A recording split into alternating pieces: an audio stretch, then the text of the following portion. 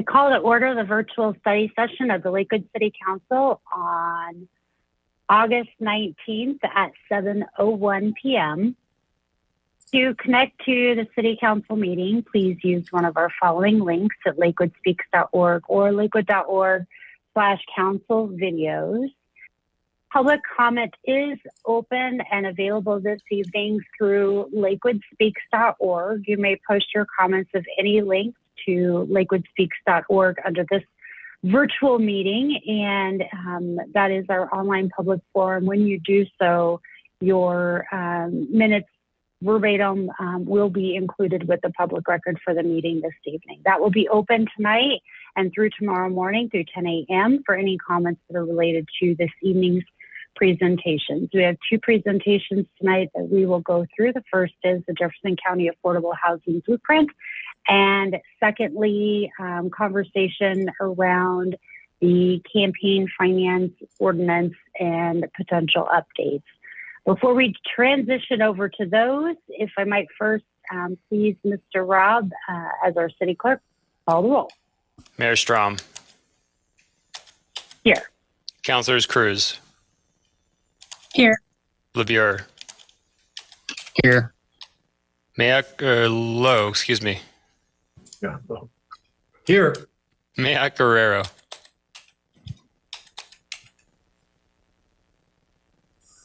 Here. Nystrom. Here. Olver. Here. Ryan. Yes. Charzai. Here. Sinks. Here. And Stewart. Here. Mayor Strom, you have a quorum. All right, thank you very much. And tonight, to introduce our speaker on the Jefferson County Affordable Housing Blueprint, I will hand the floor over to the chair of our Housing Policy Commission, Councilor Mayak Guerrero. Hi, thank you, Mayor Strom. I am very excited to be welcoming Kelly Duncan, the CEO of the Colorado Gives Foundation, this evening. She's going to be presenting the Jefferson County Affordable Housing Blueprint and answering questions. But I also wanted to say that given that this work is parallel with but supportive of the Housing Policy Commission, I wanted to be sure that there was clarity around that. First of all, this is something that we have been able to have some level of discussion about our work with the county and our work with Colorado Gives within the HPC. This has also been part of a conversation that happens at the collaborative city and county breakfast. Of course, this particular presentation is really focused on digging in on the blueprint. But I really wanted to talk about that this is one component of work that we are supporting and being supported by, that we are excited about, or that I am personally excited about, but also recognizing that this, as with anything that it calls itself a blueprint or a strategic plan or any of that, this is one component and one framework that is helpful for us to continue to be working with, and not something that is meant to finish the work for us. So I wanted to be just extremely clear that from the HPC's perspective, this is something that makes sense and should be running in parallel and collaborative track with us as a city, and is not something that is sort of stunting any of the other work that you've been hearing about coming out of the HPC so far. So with that, I will be giving it over to Kelly Duncan, and I want to thank you in general, Ms. Duncan, for your collaborative spirit and the way that we've been able to work so far together on the beginning and the impetus of this work, and really looking forward to the continued collaboration. Thank you very much, Councilor, and thank you all for having me here today. I'm going to go ahead and share my screen. And if someone could just give me a thumbs up and let me know that this is, you can all see this? Yep, great. Thank you very much. So I'm going to start by introducing you to the Jeffco Housing Blueprint. And our goal tonight is to seek your endorsement of this blueprint. But before we do that, I just wanted to start by giving a little bit of background on housing in Jefferson County and how we got to the point that we are today with this blueprint, as well as some complementary activities that are going on in the county. So I'll start with housing challenges in Jeffco. I think to many of you, this will not be a surprise, and this will be a repeat of information that you already have. But I'll give you just a little bit of background about how we got to this place. So the Colorado Gives Foundation is the community foundation serving Jefferson County. In fact, our vision is that all of Jeffco is thriving. And we envision a thriving Jeffco as a place of collective well-being where our neighbors and our friends can meet their basic needs around safe, affordable housing and access to affordable, nutritious food. So when we think about housing, we wanted to understand what was happening in the county and what, if anything, did the county want to pursue to address any problems around housing or pursue any opportunities. So we commissioned a study, and based on that study, we learned several things. One, we learned that Jeffco does not have enough housing inventory to meet needs. So that means this is a supply issue, and basic economics, if you have an insufficient supply and growing demand, housing prices are going to rise. So as we talked to people throughout the county, we couldn't go anywhere in the last several years without hearing about the high cost of housing and how that was negatively impacting individuals, families, and the community at large. So we understood it was a supply issue. We also learned that options are very limited for middle income households. And we defined middle income households as households earning between 60 and 120% area median income. And you can see what that nets out to in terms of salaries on this slide. We also saw that housing policy can either hinder or it can help address the problem of housing shortages. We recognize that affordability is a regional challenge that requires a regional solution. So this just isn't a problem in Lakewood or in Arvada or in Wheat Ridge. It's regional throughout Jeffco. And if we could work regionally, we think we could make better progress. And finally, we found that there remains misconceptions about what affordable housing is, what it means for communities among not just individual community members, but also among elected officials.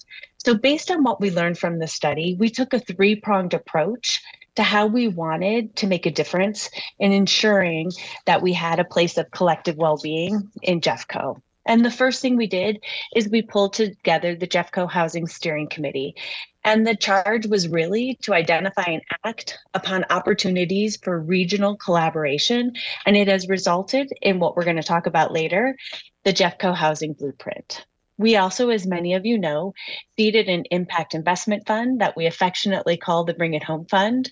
We put $15 million into that fund with the goal of providing below market rate capital to either preserve or increase the supply of housing that's affordable for those households making 60 to 120% area median income. And we're thrilled that the City of Lakewood is partnering with us on this particular fund. And then we also wanted to build awareness of the affordable housing challenges. And we've done this in a variety of ways.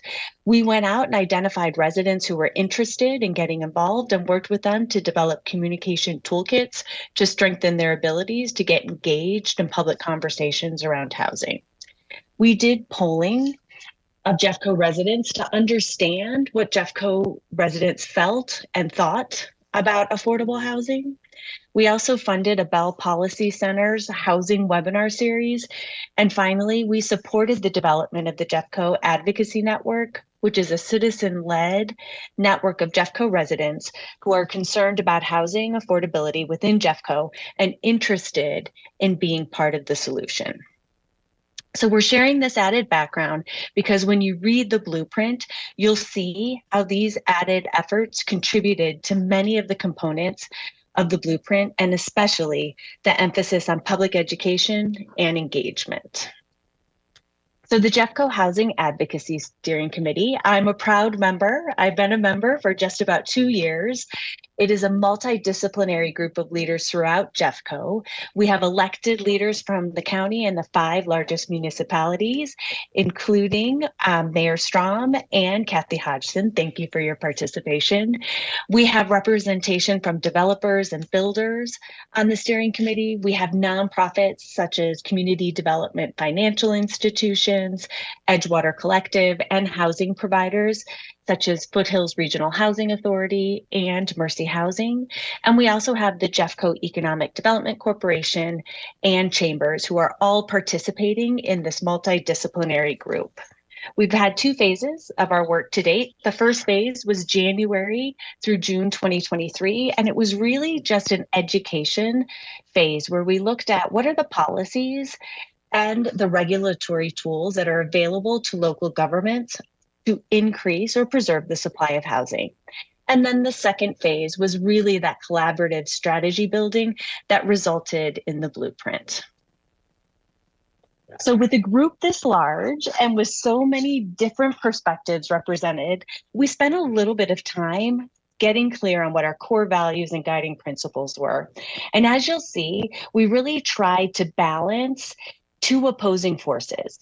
The one, we agreed that we believed in local control. We believed in the both ability and the responsibility of local jurisdictions to meet the needs of their community members. And we also believe in the power of regional collaboration. So that was one of the guiding principles that we put into place to adhere to, not just to decide what we were going to do, but how we were going to do it. We were really going to balance local control and regional collaboration. We also look to balance inclusion and forward momentum. It's very important to hear from as many voices as possible when we're making decisions, but we also wanted to continue to balance that with the ability to move forward.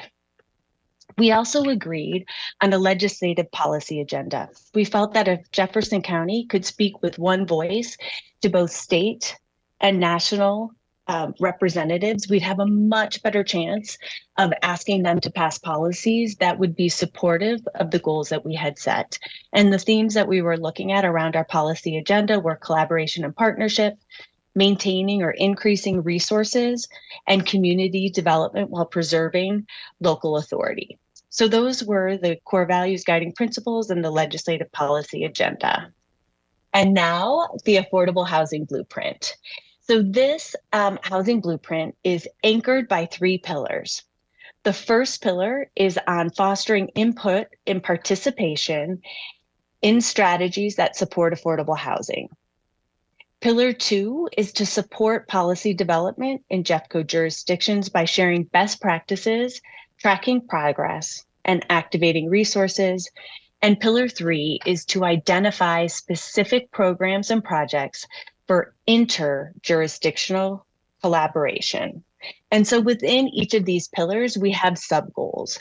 So in the first pillar around fostering input and participation, we have 3 sub-goals.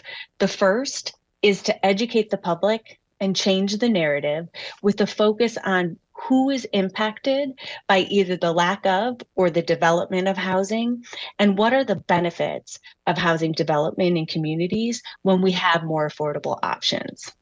The second is to engage employers. We know that employers and their employees are affected by this problem. So how can we better engage them in the conversation and build support for solutions?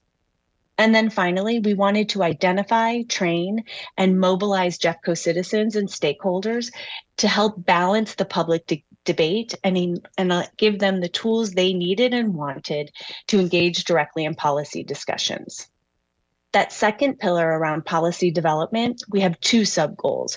One is to support best practice in policy and process, emphasizing education, understanding stakeholder interests, and finding practical applications. The second is to identify those pivotal moments in policy and development process when it's best to engage stakeholders, to seek support, and to activate citizens to help find solutions. And then that final pillar also has 3 sub-goals. We wanted to identify policy efforts at the regional, state, and federal level where Jeffco could engage as a united front. We wanted to look at strategic partnerships around housing and transportation so that we could maximize land use, housing, and transportation resources to expand housing options. And finally, we wanted to leverage networks to ensure timely knowledge sharing that would facilitate successful partnerships, optimize resources, and increase affordable housing. So those are the pillars of the blueprint. So now we're moving on to endorsements and what it means. We're asking that every member of this JEFCO Housing Advocacy Steering Committee seek endorsement from their governing bodies. So we're here today to ask for your endorsement. And I'll just tell you a little bit about what the policy blueprint has meant for Colorado Gives Foundation and why we're so excited about this. As I mentioned, we're the community foundation serving Jefferson County. None of the work we do is done alone. We do it in partnership with nonprofits. We do it in partnership with local jurisdictions. We do it in partnership with donors. So having the ability to work in partnership with this multidisciplinary group and get to the point where we have shared focus areas and have committed to working together is really the pinnacle of what we think it means to work in community. So we're thrilled to be a part of it, and we hope that the Lakewood City Council will endorse the blueprint and continue to help us implement those three pillars that I just outlined. So why your support matters.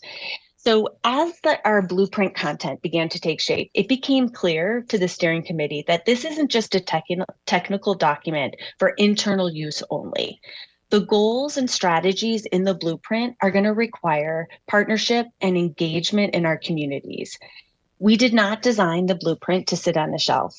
Rather, we want it to be a compelling communications tool to our residents about the need for greater housing options in the county and what we can all do about it. So your endorsement signals not only your support of the goals and strategies, but also your commitment to doing your part and commitment that will be needed from everyone in order for this plan to be successful. So the current phase, we're securing endorsements from all of the steering committee members. And before we officially release the blueprint publicly and begin sharing the work with the community, we wanted to make sure that all the organizations represented had the opportunity to endorse it. So it's our request to you today as an organization that has been represented on the steering committee. There's going to be an opportunity for other organizations outside of the steering committee to add their name in support once we have this initial phase complete. We've been working with several communications and PIO staff across the county to create a shared plan for officially releasing the blueprint publicly and sharing key messages with the community. And our hope is that we'll secure all the endorsements by early September so we can have an official release and celebrate the blueprint with the community by the end of September. So the blueprint implementation. So our time horizon for the blueprint is 3 years. The strategies are ambitious and they require the engagement of many partners and the community. And we also know that not everything can be done at the same time. Some strategies are ripe and are ready to be implemented, while others are going to require more planning and coordination in order to start to roll them out. The steering committee will continue to serve in an oversight role, monitoring progress and guiding the effort. And as a group, the steering committee will meet quarterly to prioritize the strategies with the greatest immediate opportunity to achieve meaningful outcomes. We will also have work groups associated with each of the pillars and the sub-goals that will continue to report up to the larger steering committee on their progress. So we intend this to be a living document. The goals are going to remain, but we recognize that the environment around us might change. We can't predict the future, and so we'll remain flexible to adapt and modify specific strategies as time goes on. And each phase of the implementation will build and expand on what we learned. Conditions may change, new opportunities will present themselves, and the blueprint will continue to flex to meet those needs. So, endorsement is just the first step, and that's the beginning of our journey. The initial blueprint, as I mentioned, the timeline is 3 years because we know it's going to require time and rigorous engagement to implement the strategy. 2 of our core values are inclusion and collaboration. We'll need everyone working together to find the right solutions for housing affordability in JEFCO. And 2 additional core values are education and leadership. And one of the best ways your community and constituents can help us is by getting informed about the housing needs in Jeffco and possible solutions that can work. So through a partnership with Bell Policy Center, we have a host of information and resources available online that you are free to download and share as you see fit. So I will stop talking now. I will thank you for your time and entertain any questions you might have.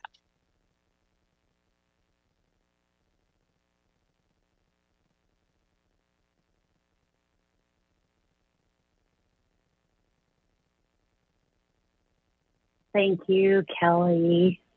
So much work. And this, I personally, yes, have served on this committee, but only for a few very short months. I know you guys have been through a lot of work together, a lot of research together. And I want to thank you all for acknowledging or identifying and acknowledging the challenges going on here and coming to the table to help policymakers like ourselves find solutions so that we can do a better job for our residents and our employers across the community. So I'll say thank you very much for that. And it looks like we have a quiet crew this evening.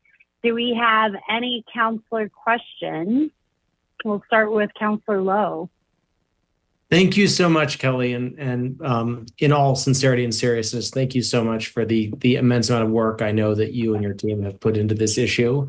And I think it's safe to say this framework is really the tip of the iceberg and in the really substantive work that the Colorado Gives Foundation has done on this critical issue. So thank you. Could you already kind of hinted at this, but I frankly do see this as, maybe to some extent this is aimed at I'm certainly going to enthusiastically vote for this resolution, but I guess I see this as, and you already said this, a first step, sort of the adopting this feels to me like the absolute bare minimum of what we as City Council can do. I think there's a lot more that we can and should do. Could you just speak for jurisdictions once they adopt this, what do you see as sort of the most important next steps to build on this? Thank you very much for that question, Councillor Lowe. I appreciate it. We think endorsement is as you said, the first step, because it's hard to say that this is going to be implemented if we don't have endorsement from everyone who's participated. Once it's been endorsed, I think the bare minimum is we'd love to have you stay engaged. We'd love to have Mayor Strom continue to serve on the steering committee. We'd love to have Kathy Hodgson continue to serve on the steering committee. Where we see opportunities as we begin implementation, we would love to take ideas from any of those pillars and bring them back to Lakewood City Council to see which you might move forward, whether it's a policy idea, whether it's partnering on transit-oriented development within Lakewood or even in neighboring jurisdictions together to really maximize that land use around transit and ensuring housing that is there. I think there's opportunities for the business community. If you have businesses in Lakewood who are concerned about housing and are seeking ways to get engaged, we'd love a referral so we can find ways to bring them into the fold and help them become advocates in finding solutions to the housing issues that face our communities. So those are just a couple that come off the top of my mind. I think Lakewood is further along than most of the other jurisdictions, and that's selfishly because you joined us in the Bring It Home Fund by making a contribution, opening up a donor advised fund to invest in projects that would actually preserve or increase the supply of housing. And we'd love your help in convincing your neighboring jurisdictions to do the same, so that Lakewood is not the only one who's taking an active role in investing, but is also working with other jurisdictions to ask them to join you. And if you want more specificity, let me know. That's just where we're starting. But I think there's going to be a lot of back and forth once we start to implement the blueprint, where we can give you specific ideas and ask for your help on specific projects or engaging specific businesses or other constituencies.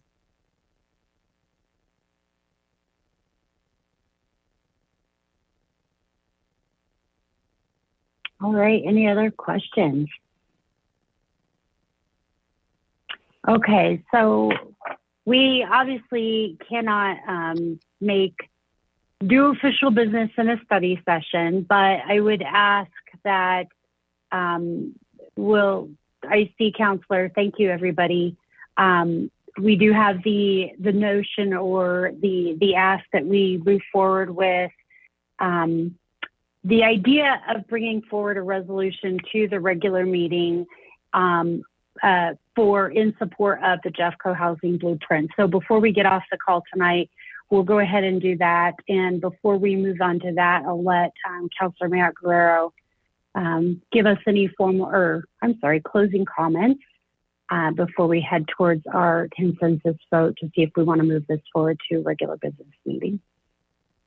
Councilor Mayotte Guerrero. Yeah, I think just want to echo Councilor Lowe's question and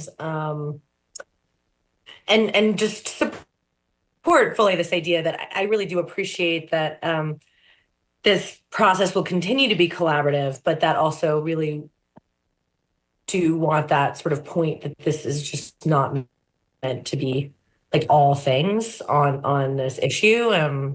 Which is definitely not what I heard you say, but that there is, a lot of sort of potential here. And I did just want to reiterate that I think, as you will recall, all of you also approved of a housing memo from the HPC with a handful of priority policies for this next year or for the year that we're in, and that those are still really actively being worked on. But again, I think that there's a lot of room to make sure that we're stretching our dollars as much as we can, given that housing development in particular is just so incredibly expensive to get even close to the needs that we're having. But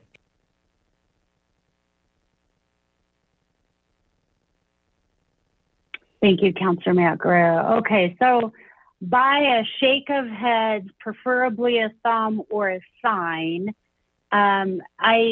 it sounds like from conversations with folks on the Housing Policy Committee and even some other counselors, one-offs over the last week or so, that people are excited, interested, and supportive of the idea of putting together or having staff put together for us a resolution in support of this, endorsing this project. So can I get a thumbs up or an arrow up from everybody that is in support of moving forward with this? Okay, so it looks like we have one nay, the nay being Councilor Olver.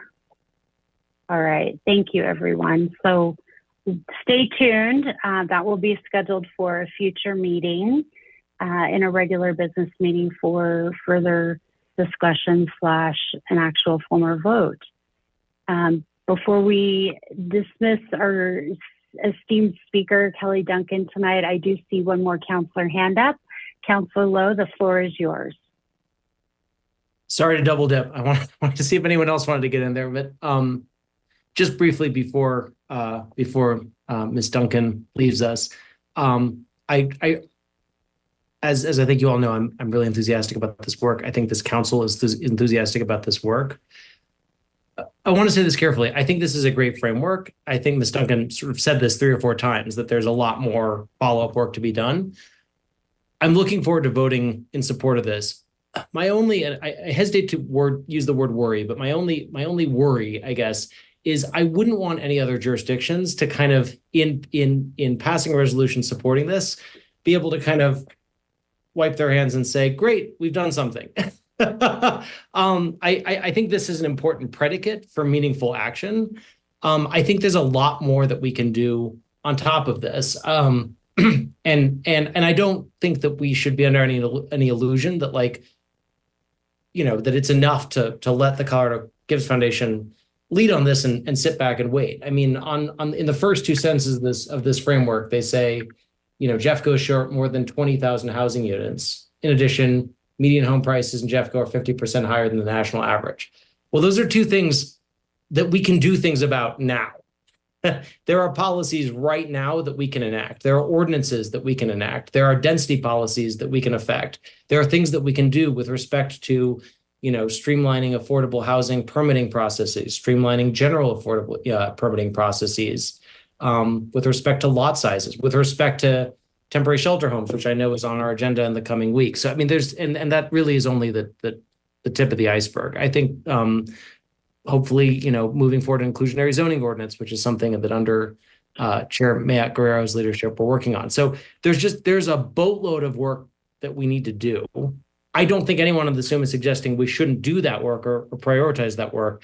I just don't want our vote in support of this to be seen as in any way a substitute for substantive action on all of those fronts. And I just want to telegraph as clearly as possible to anyone that's listening to this now or later in any of the other jurisdictions that I don't think they should see passing a resolution in support of this as a substitute for prioritizing action, or frankly, as an excuse to delay votes that might be a little bit more controversial and harder, but are going to really move the dial on things like filling that 20,000 housing unit gap. So don't want to throw a rock into the pond on this, but I just wanted to kind of put an exclamation point on that idea.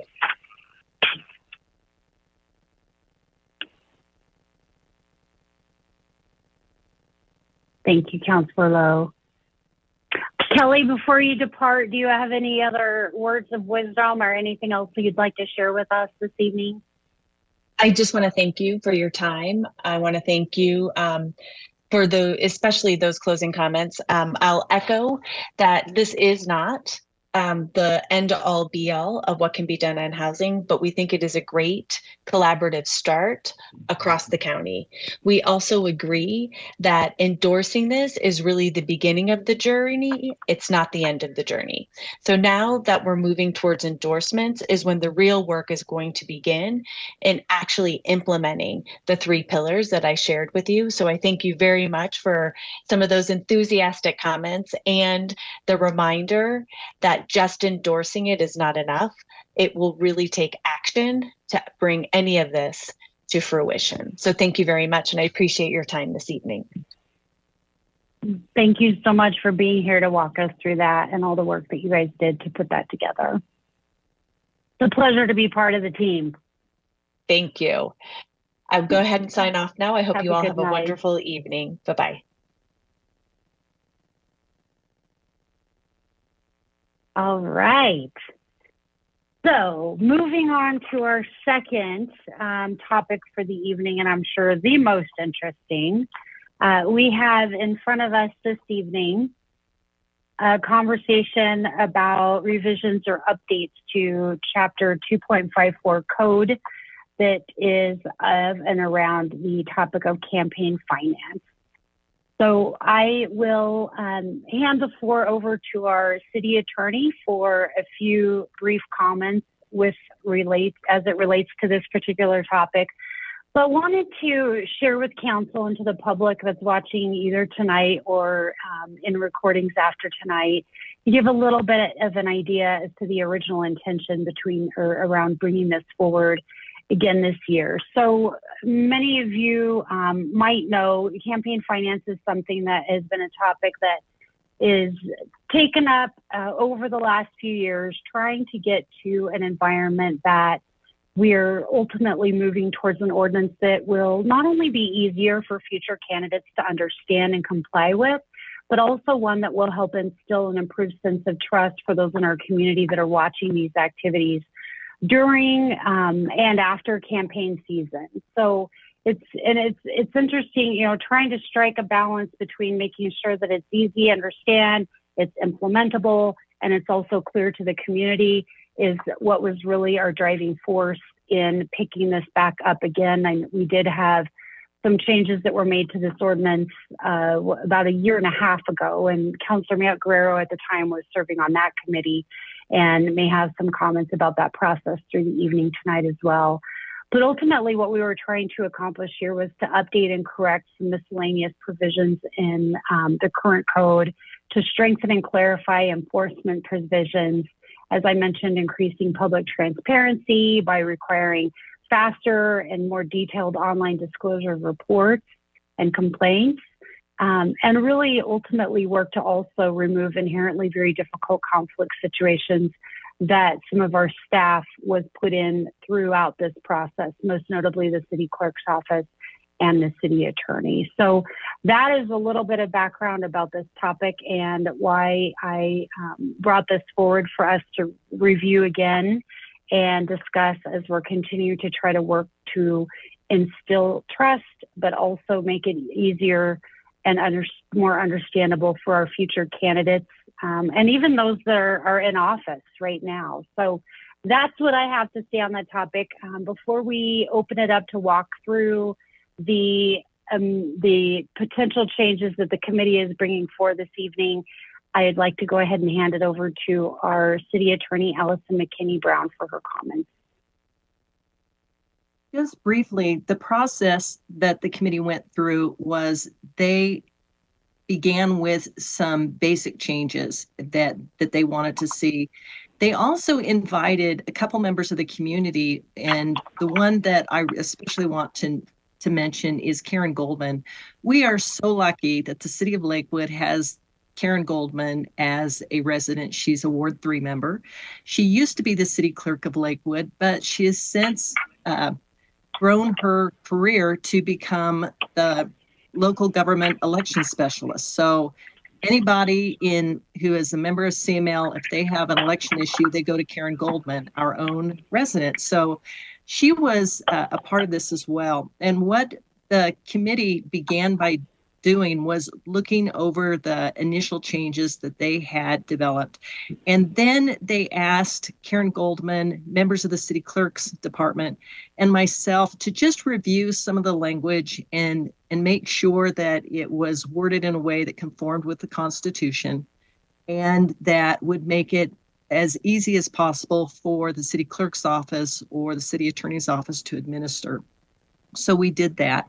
There are 3 documents that have been provided to you. The first one is a red line, so you can see the exact changes between the existing and the proposed language.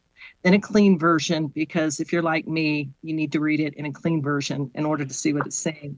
But I also just put in a list of the changes. And if you read through that list, what you'll notice is most of those are very minor. It's just tweaking language.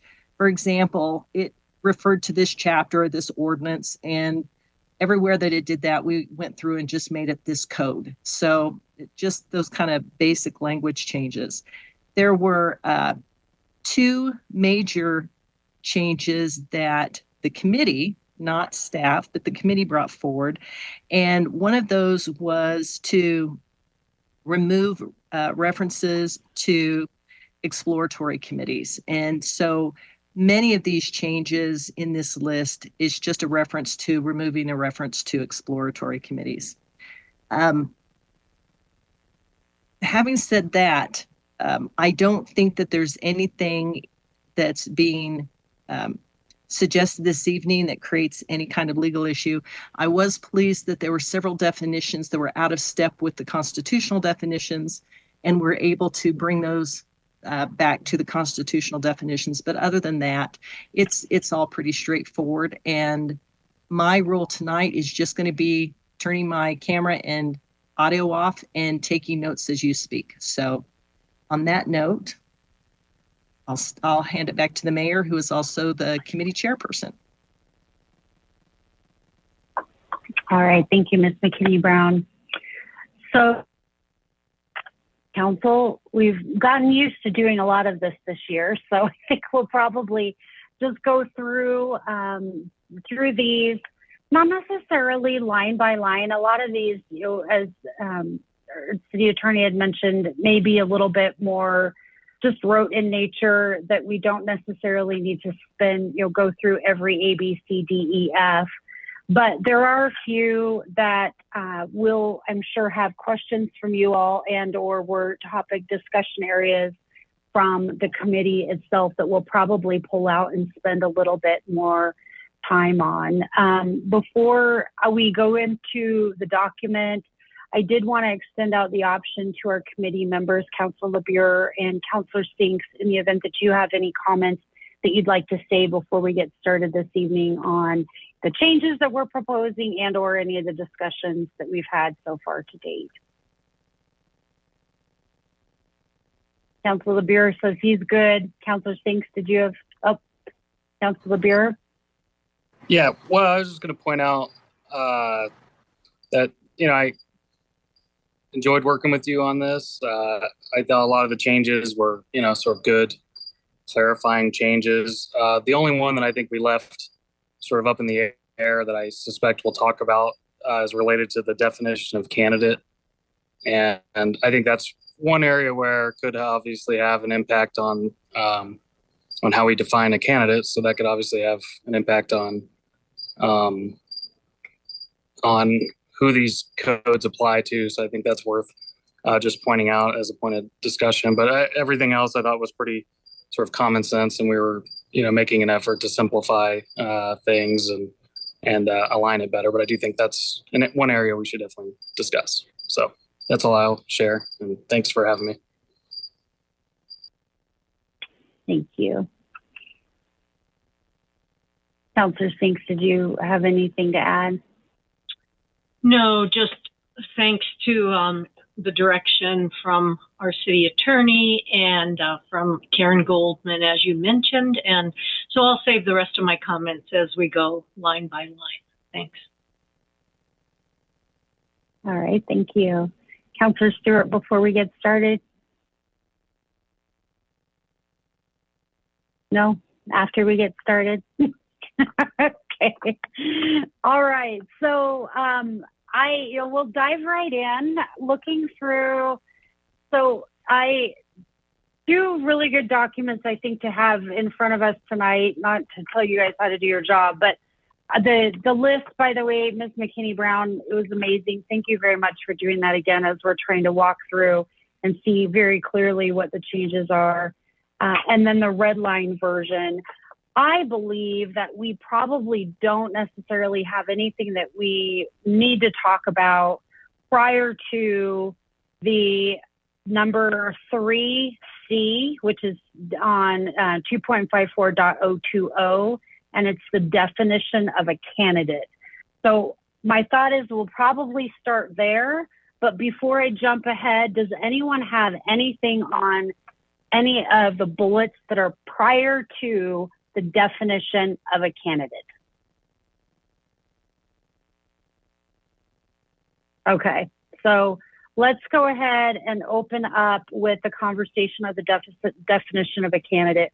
And this is one that we got a little bit stuck on because as you define in your brain what a candidate is, it feels like it's someone that says, I'm running for an office. But as Attorney McKinney Brown had mentioned, one of the things that we were looking to accomplish within this code is identifying places that are out of step with the Colorado Constitution.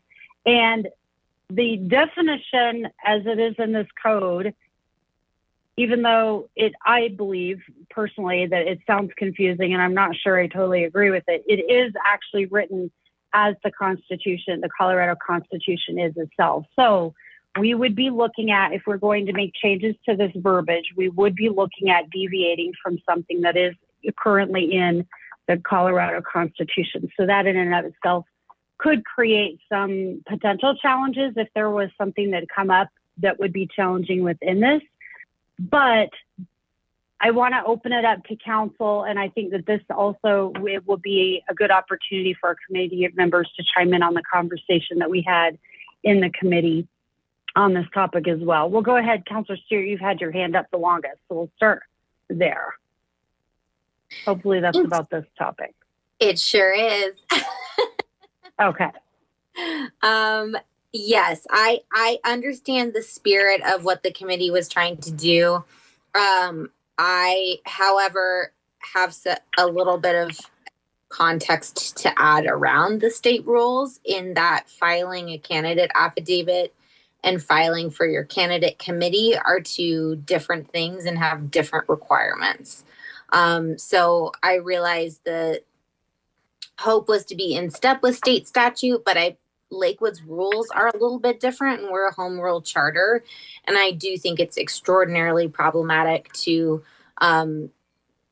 keep that initial red line of and thereafter. I would much prefer and would have a really difficult time, quite frankly, supporting a code change with that red line. I would prefer that it continues to be seek election to public office or has received contribution or made an expenditure in support of, because I realize we want to be in step mostly with the state, but there are some additional steps that state candidates have to take and separate filing documents that state candidates have to file to receive contributions and to be a candidate for office. Those are two totally separate things at the state, and you must file to be a candidate to run for office. And you can file to be a candidate to run for office and not ever receive any contributions or expend any funds, but you still must register as a candidate.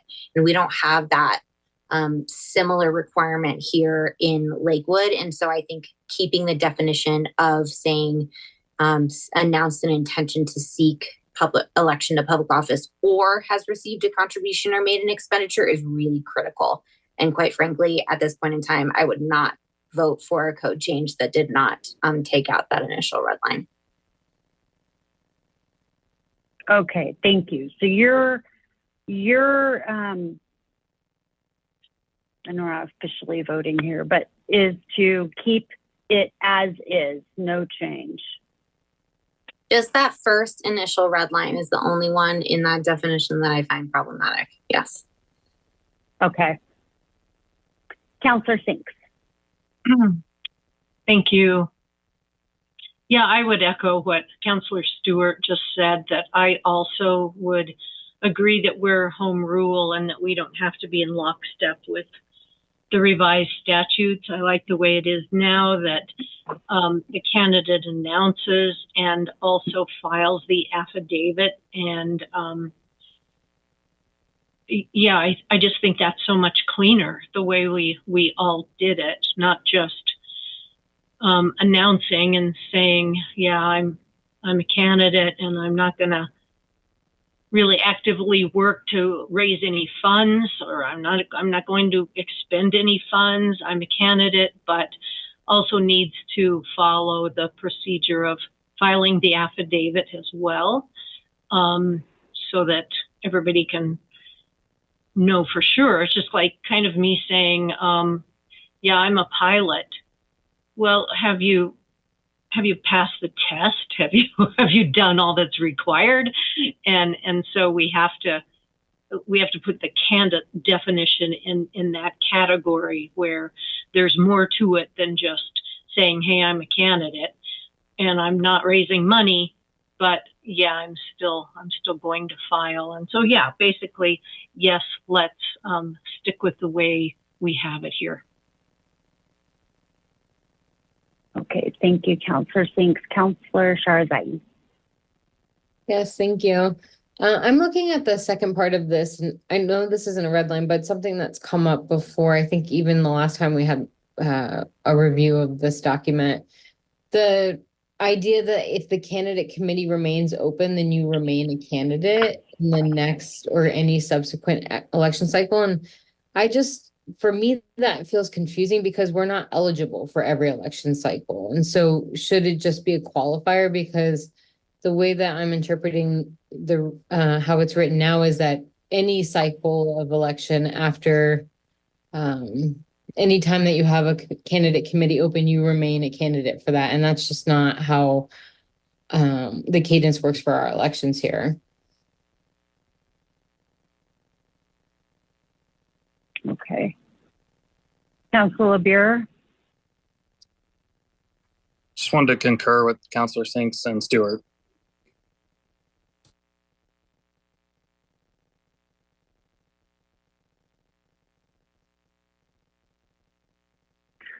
So we're showing some consistency on that. Can I see show of hands on as is, no changes for that first line, so that it would stay public office, seek election to public office or has received a contribution or made an expenditure. Is anyone, yeah, okay, so a yes vote would be just keep it as is. Okay, so we have consensus to keep it as is.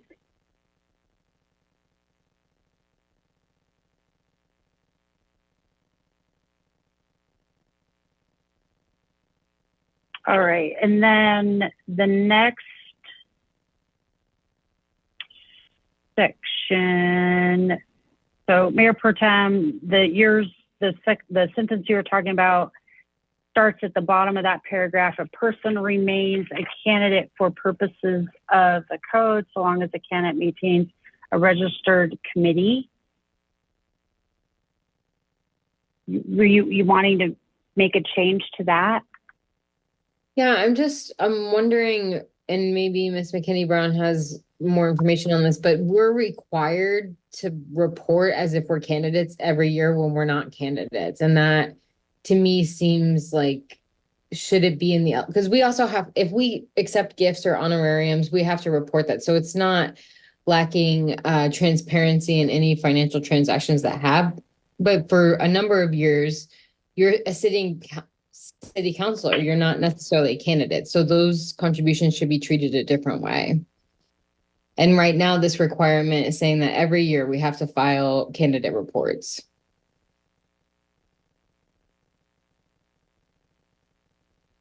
The language of candidate mostly follows the state constitution. Remember, a home rule city for certain subjects doesn't have to follow state statute, that everyone's bound by the Constitution.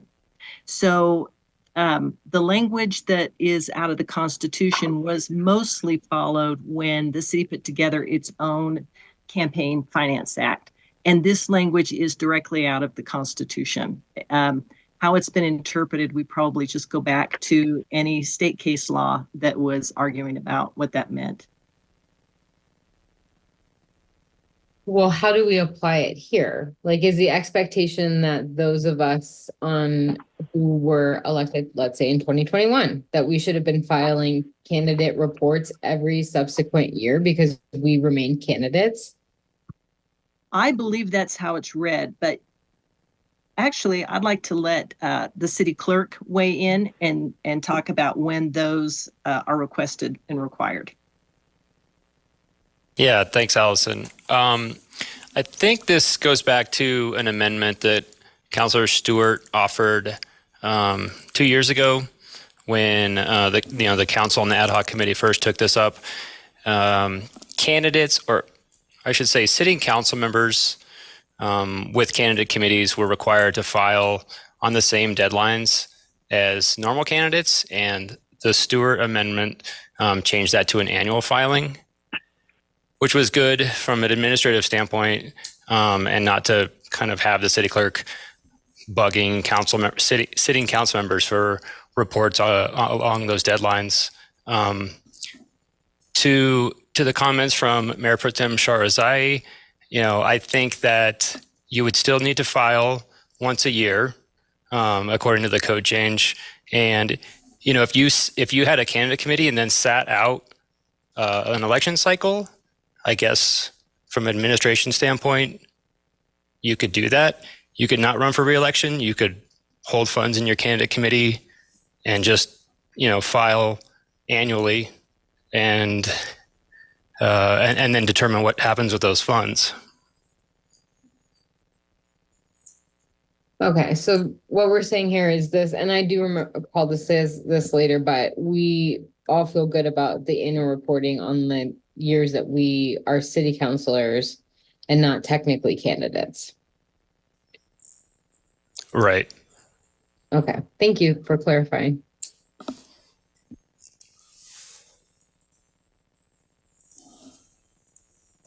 Okay. Do we have any other questions or desires to change the red line version that would exist on page 2 of the red line version?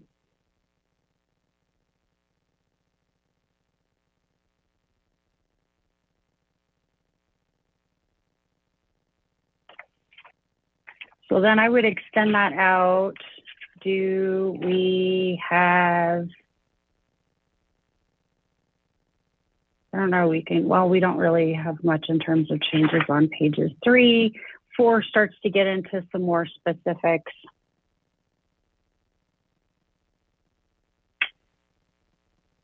Do you guys want me to call it out as we can call it out as the overview of suggested changes, they're not numbered, they're lettered, but, or in 2.54.0 whatever, because that's hard to do because multiple pages will extend after the 2.54.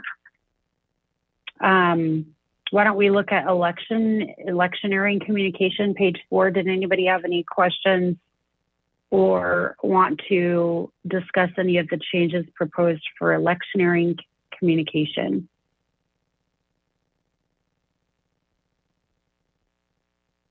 Councilor Nystrom. Yeah, I went through an interesting process while campaigning, and had an election violations filed against me, and one of them alluded to yard signs. There's been a Supreme Court ruling that yard signs cannot be regulated, and this is kind of contrary to that finding, and that's also what the hearing officer declared when I had my hearing. So it's a bit contradictory now to change the code to include yard signs and disclaimers on yard signs.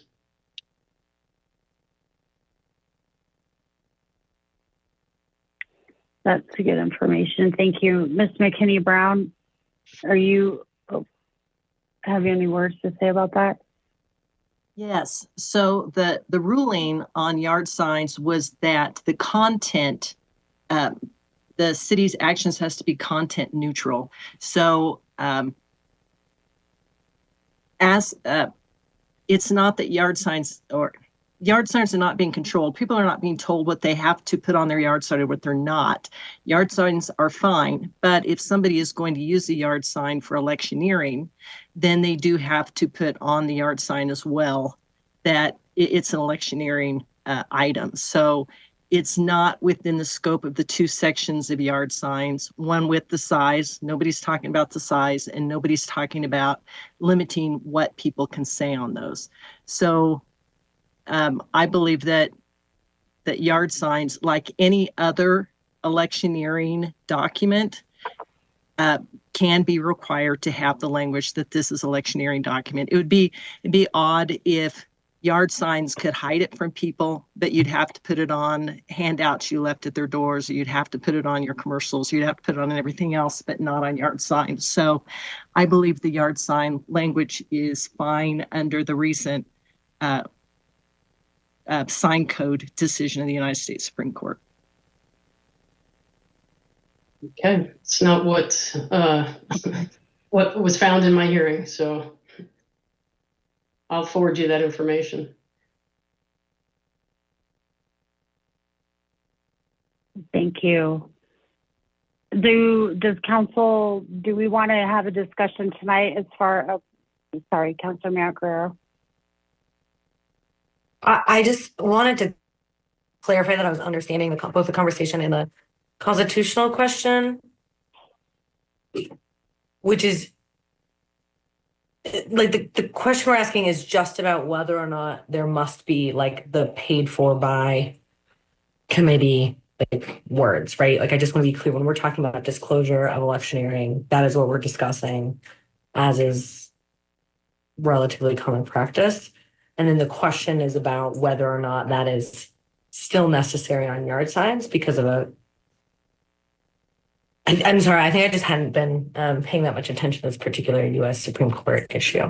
It's actually an older case. It's been out there for about 5 or 6 years. And it didn't come through as an election case, so you wouldn't have noticed it from that perspective. It actually came through as a sign code case.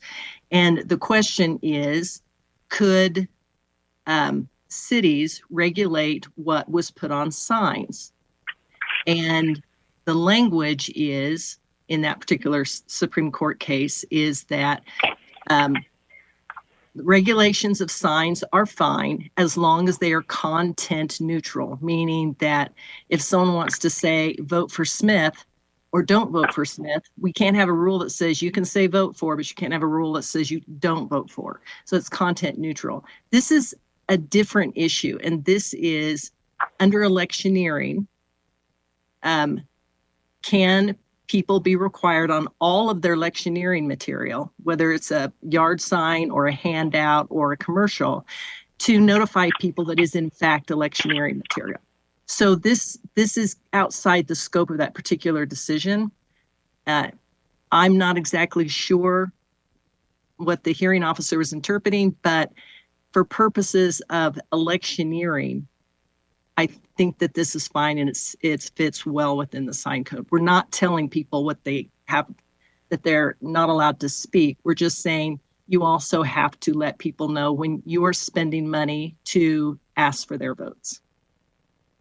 And I imagine that also, I mean, this entire section is governing candidates and candidate committees and not individuals. So if somebody just wanted to write in, you know, or make their own sign and have it, and it was paid for by that individual, that is also not being threatened here. No, that would be a different, totally different issue. Great. And this doesn't I thought so. Great. Just wanted to make sure. I just hadn't actually read this section like in a way where that felt new to me. So thank you.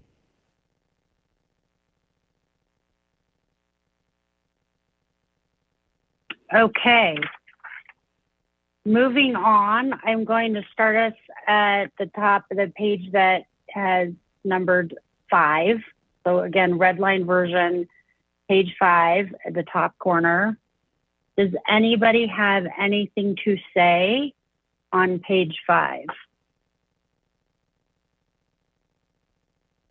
And that includes a new definition of independent hearing officer included in the red line.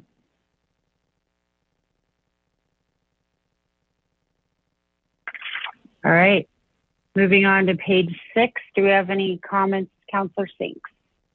Oh, I was just going to say that I think it's a great addition. I think it's really nice to take off some of the bad guy hat that our city clerk has to wear and to have an independent hearing officer. So that's a great change. Thank you, Councillor Sinks. Moving to the page numbered 6. Any questions, thoughts, or changes to propose to this? Page 7.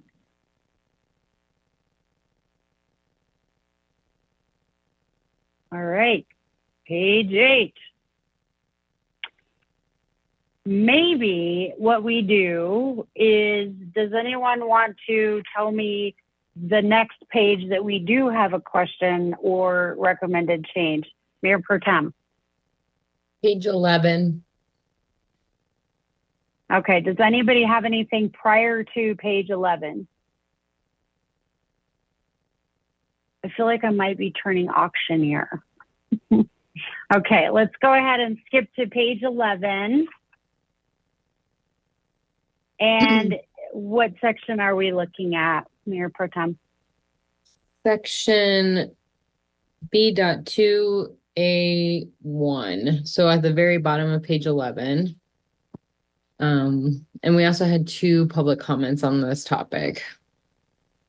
Yes. Okay, thank you. So just, I agreed with what we were seeing from the community and wanted to better understand the committee's thinking and sort of waiting until like the number of signatures as opposed to the petition, the title of the matter is decided. It just feels like that gives a long runway for expenditures and fundraising before we see a report from citizen-led initiative.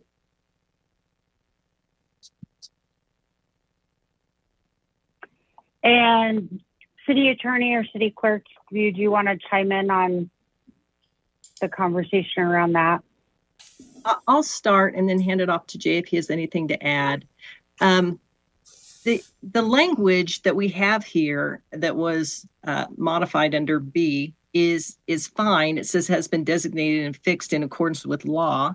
And then we go back to state law, and state law says that it's fixed by the city council prior to the matter being sent to the ballot. So the confusion has been when somebody writes an initiative and brings in their written initiative, do they also write their own ballot title? And it's confusing because setting the ballot title is a marker in time of when these rules start to apply and when they don't apply. So there could be arguments that an initiative that someone tried to write their own title has already been titled, but until the city council titles it, it's not actually titled. And that's just a legal step that Colorado requires. And so I think this came from Karen Goldman. As a matter of fact, I'm sure that it did come from Karen Goldman, that she was saying it needs to be clear what the law actually requires. People don't understand when you say in accordance with law, what that means. And she said, so spell it out. And so this is one of the places where we just spelled it out. But it doesn't matter how you change this. You as the city council will set the title. You will officially do that prior to sending an initiative or a referendum to the voters. So just to clarify, this is whether or not the title has been determined by city council. An issue committee should be formed already and be reporting on expenditures and fundraising regardless of the title set, because they are in the community potentially gathering signatures. Not according to state law and not actually according to the way this is currently written. Has been designated and fixed in accordance with law. What that means is that right now there is,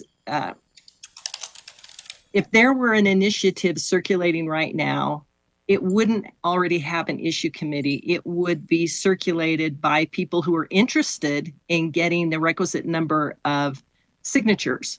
Once it gets the requisite number of signatures, then it can actually become a matter for the campaign finance code to deal with. So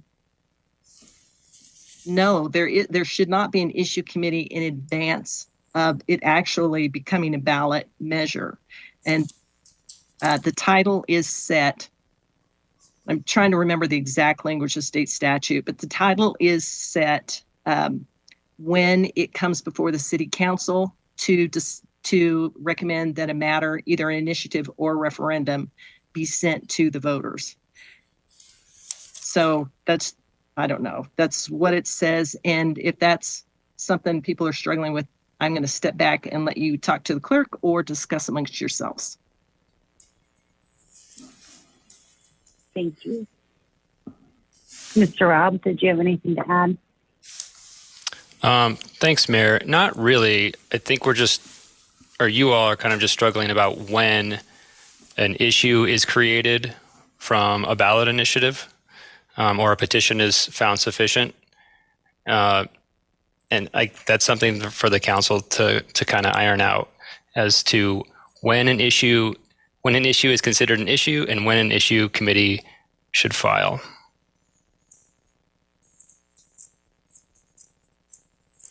Thank you. Councilor Mayor Guerrero.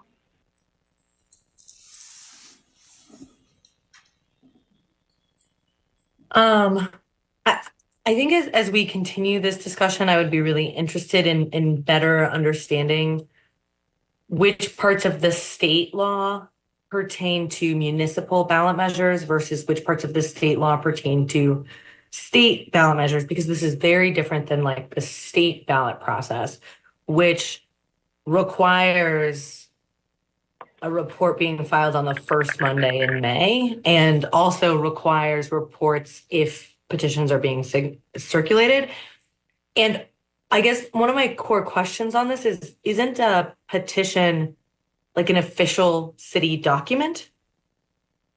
Right? It's not somebody with notebook paper with like something written on it. It is something that they have had to go through, I haven't personally done this in Lakewood specifically, but where they have to come to the clerk and work to get a petition gathering with an intention to file a ballot measure. Is that correct?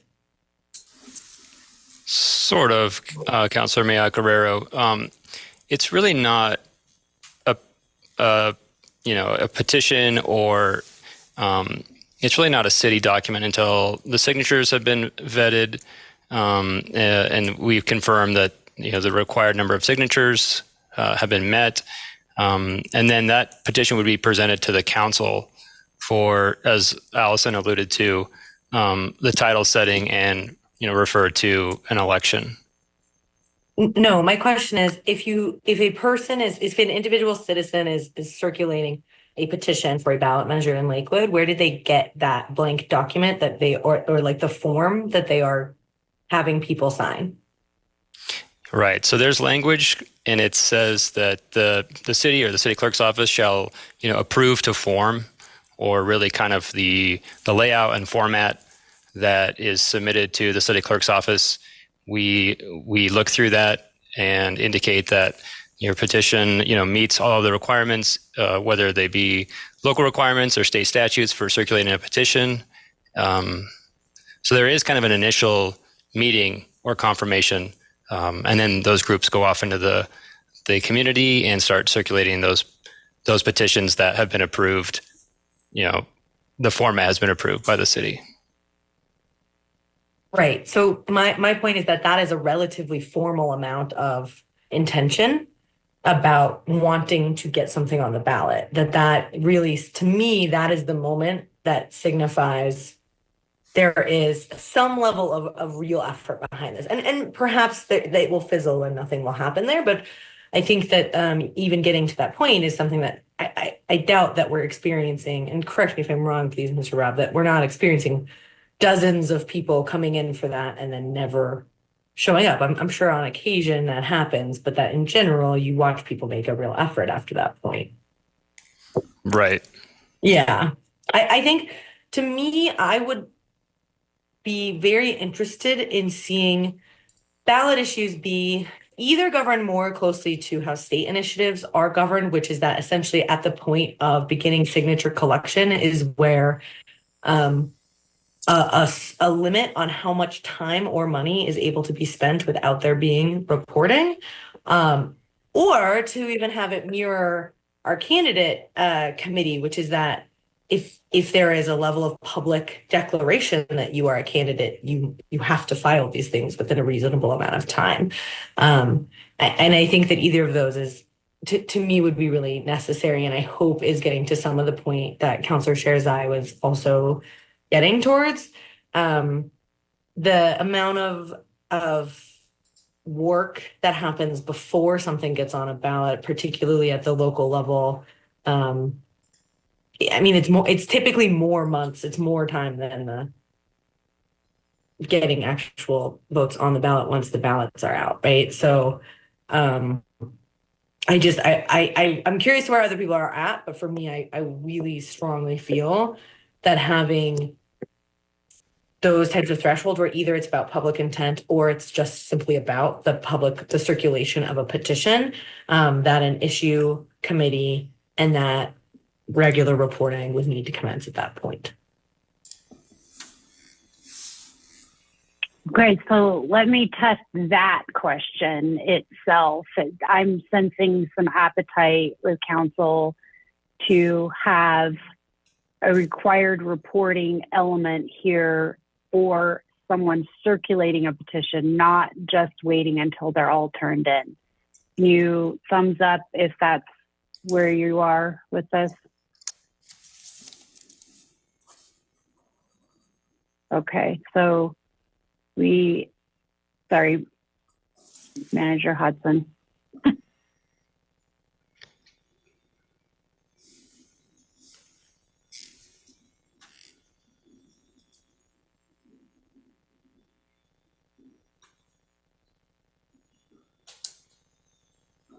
I count 11-0. That's what I saw. Does anybody nod a yes? It all looks like yes. Councilor Nystrom, thank you for the green arrow to count. Thank you. Okay. So with that, I don't know if that changes as far as the determining the title, but I think that's the next conversation to have. Councilor Stewart, before we get into that, I'll call on each of you that still have your hands up. Was there something else that you wanted to add to the reporting while signature getting? Yeah, I just wanted to clarify that I think a solution, because the ballot issue or ballot question determined in subsection 2 is a different question than what is actually right above it, which is when an issue committee can or should register. And I think that's actually what we're talking about in this conversation. And I think a very easy fix, because I think we do have to have a definition of when a ballot issue or ballot question is determined. And I think for the most part, that sitting there in subsection 2 is fine. What we're really talking about maybe should actually go in subsection 1, because it says, subject to the provisions of this section, an issue committee shall register with the city clerk within 10 calendar days of accepting or making contributions, blah, blah, blah, in excess of $200 to support or oppose any ballot issue or ballot question. I think if we added or circulation of petition signatures or something like that, just to that sentence up there in subsection 1, I don't think that many changes would need to be made in subsection 2, because it is important to define when a ballot measure is set. And that's really what subsection 2 does. So I think what we want, my suggestion for all the nodded heads and the 11 eyes, is that actually should go up in that sentence.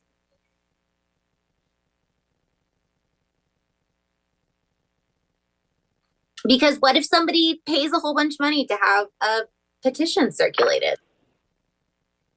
Like, they should need to report that. So I think, and we have timestamps and days when those get approved. And so I think just saying support or oppose any ballot issue or ballot question or circulate signatures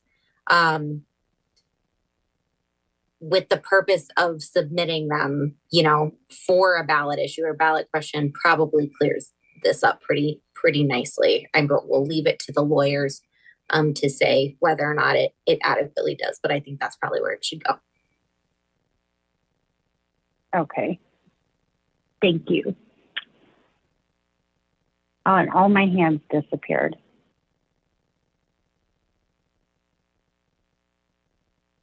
City Attorney McKinney Brown, did you have any other questions for us before we move away from that particular section? No, I like the change that Councilmember Stewart just suggested, because I was struggling with the city council sets the ballot title. And by putting the language in or circulate initiative petition for signature, we're not arguing about will the city council set the title, but we're talking about when the issue committee will actually register. So we're making those two separate issues, and that is very clear and clean to me. So well done.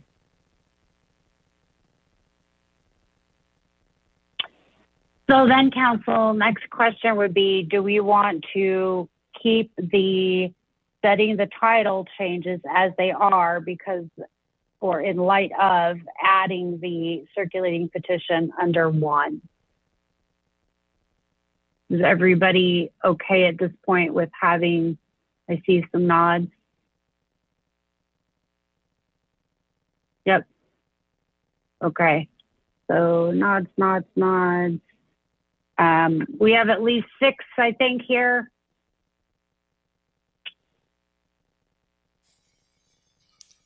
Councilor Lowe, we can't see if you're holding anything up or down.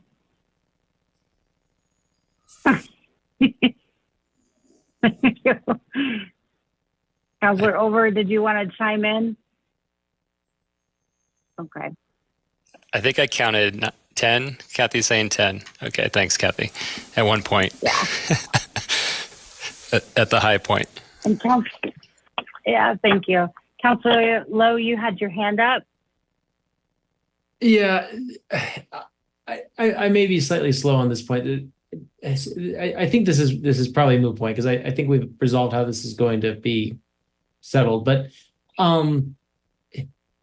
doesn't the title get set by definition right now when it gets circulated? Like they have to set the title when they get circulated. Forgive me if this is already ground we've covered, but by definition, before they can actually start select collecting signatures, don't they have to get clarity on when the title is set? So that's the one thing about this discussion that's confusing me, I guess. Yeah, currently we're confused by what the code wants. I'm just going to be honest. Currently we're confused. What the purpose of title setting is supposed to be, and all case law says, is that once the title is set, then it's all hands off. There's no one from the city can comment anymore, and we just have issue committees that support or do not support the issue. But it's a critical point in time. So if it's circulated with the title, then the confusion is, has that critical point in time already happened? And the way it currently is supposed to be is under state law. The city council will actually formally do the title setting once it comes before them.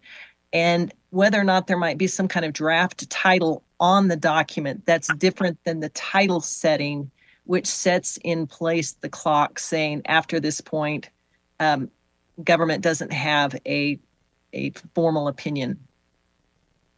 Does that help? Maybe. I guess so you're saying the title set. I think what some of the feedback we were getting from the community is that there was the assumption the title setting has to do with the process whereby the title wording is like solidified with the clerk prior to it being served. Because obviously a given issue committee has to be clear on like the exact wording of a title before they start circulating it. But I think maybe part of the confusion here is you're saying that's actually title setting, which you would think describes that process, is actually very different from the process whereby the issue committee gets clear with the clerk's office on the exact wording of the title prior to signature circulation. Do I have that right? I think it is two separate issues. The title setting, which is a legal term, meaning at this point, this is what the city council says the title is as they send this matter to the ballot. And preliminary, anybody who comes up with an idea for an initiative who wants to circulate it, they can call it anything they want. They can call it the Bill of Rights if they want to. But the formal title setting, the formal action happens by the city council. So yes, it's two separate processes, I believe, that we're describing. Okay, no, thanks. I mean, it does strike me, I guess, that not to further muddy matters, but like this red line we're talking about here, this sort of question of title setting, is really completely separate and apart from the question of like when an issue committee actually has to register or file with the clerk's office. But notwithstanding that point, I certainly agree with Councilor Stewart and everyone else, and with the Mayor Pro Tem that an issue committee should absolutely have to file with the clerk and start to report campaign finance at the moment that they start circulating a petition. So if I don't know that I completely followed the change that we're suggesting here, but if the best way to do that is to move that to section 1, I'm all for that. Councilor Cruz. Thanks. Just wanted to maybe ask this to see if this helps with some of the clarification. Like for at the state level right now, right? Like there's something that a ballot initiative is called before it is, formalized and has enough petition signatures. And then once there are enough petition signatures, it's called one thing, that is what it is on the ballot, right? It changes number and all that type of thing. Is that what we're talking about with the title setting process that you're discussing, that legal process? Yes. Before you have enough signatures on an initiative, it's not a ballot question. It is not a ballot issue. Until it gets the signatures, and then has a title set by the city council, it isn't a ballot issue. And that at the state level, the same thing. It has to come in with enough signatures, and then the Secretary of State assigns the numbers and the title. So they have a different process. But yes, they have to jump through enough hoops to even make it a ballot issue. Cool. So these two changes in conjunction, one changing the definition of what a ballot question is to be more aligned with kind of this legal process, but then also making sure that issue committees have to have that level of transparency would kind of align us with what people might expect in a state level process. Yes, I think the change suggested by Councilmember Stewart is actually expanding the concept of what an issue committee would be within the city of Lakewood. And we would, and it the way I'm reading it right at the moment is an issue committee would actually be identified as a group that had begun to circulate an initiative petition for signature, even though it is not yet a ballot issue or a ballot question. So this is an expansion, which you have every right to do under home rule, and it's a separate issue from the title setting, which is in 2A1. Okay, that's helpful, and I think this maybe more aligns with what people currently see as an issue committee and how this is functioning. So I'm fully supportive of these kind of two proposed changes. Thank you. Councilor Guerrero. I just do want to recognize that at the state level, before you are circulating, you have a title, and it is called a title, and it is called a ballot title. That is what you circulate. And that language and the title have been legally reviewed multiple times by the state before signature collections. I'm not totally sure if I follow that like last point, Councilor Cruz, about it being more aligned with the state. I do recognize that once signatures are finalized, there is like a last numbering and etc. But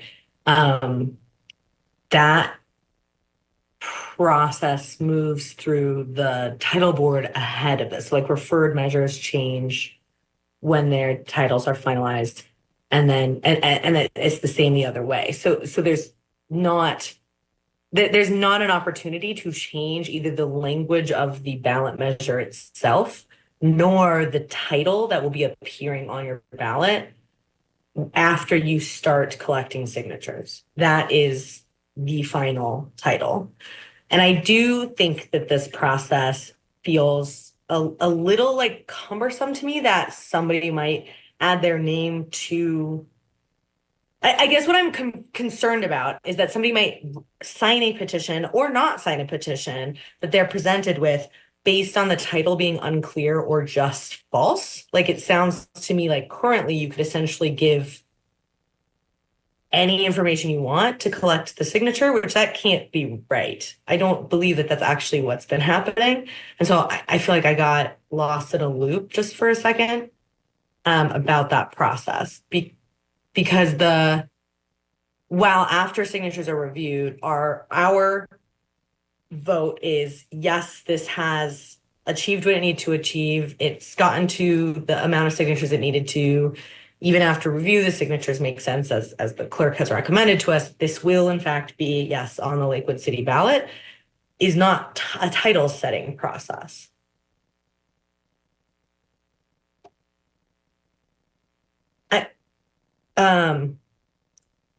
And so I'm hoping that we're not actually codifying like a new step in this. And I'm wondering if perhaps it's Mr. Robb that can speak to like what goes on a ballot petition now, because I've seen and participated in ballot measures at the city level, and they tend to already look like they're fully baked before you're on a petition. So I think I'm a little bit confused about this like in between step and where we just got to in this conversation. And I hadn't felt confused about it before this.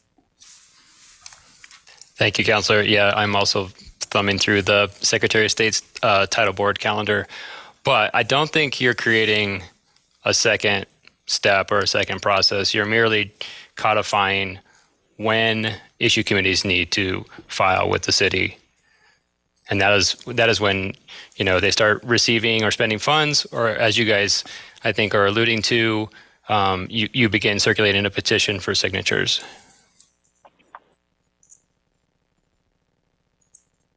Mr. Robb or Ms. McKinney Brown, I'm sensing maybe the question is in the term setting the title.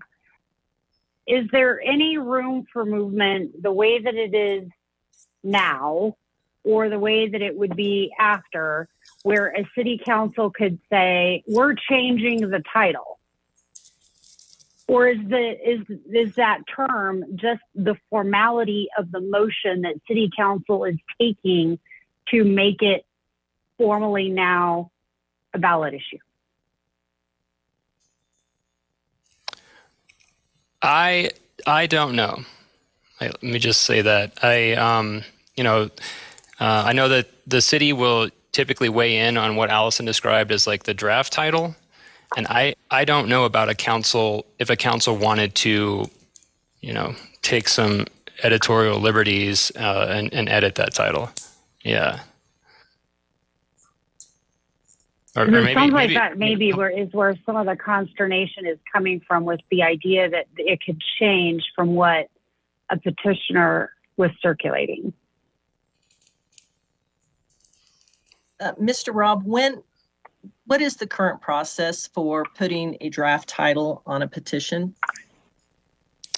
Right. So speaking from experience, we received a request for a citizen initiative in the community. They submitted, the form to the city clerk's office. We did work with legal counsel to set kind of a draft title before that went out to the community. And then, we're talking about kind of the second half of that phase.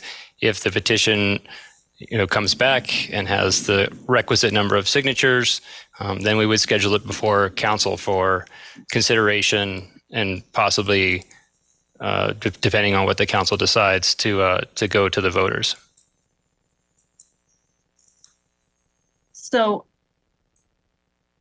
the way it happens now is a draft title is set and it is sent throughout the community.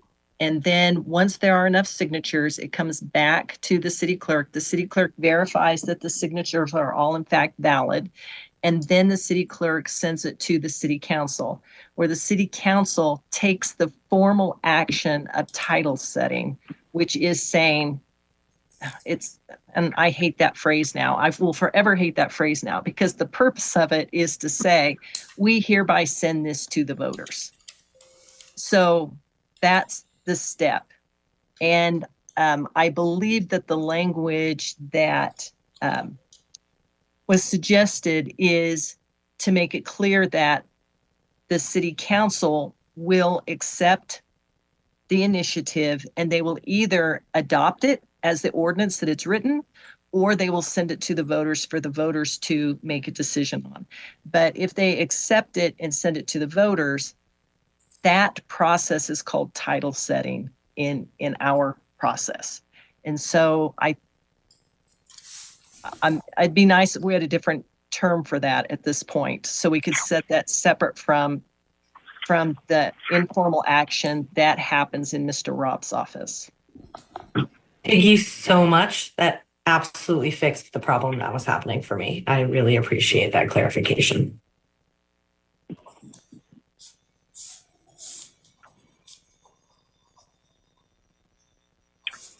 So with that, do we have consensus that the red line change in 2A1, are we good with that, or are we not good with that?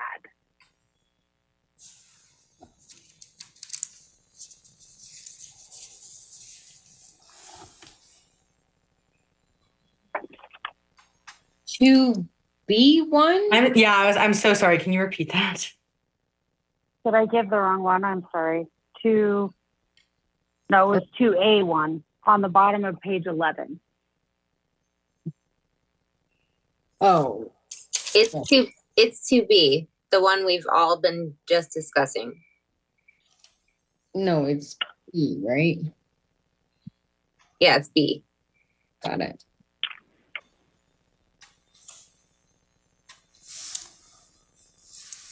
For a citizen-initiated petition, a title for the matter is set upon determination that the requisite number of signatures has been obtained and the petition has been determined sufficient, right? Okay, so my question is, Councilor Lowe. No, I was just gonna say it's B dot 2 dot A dot 1.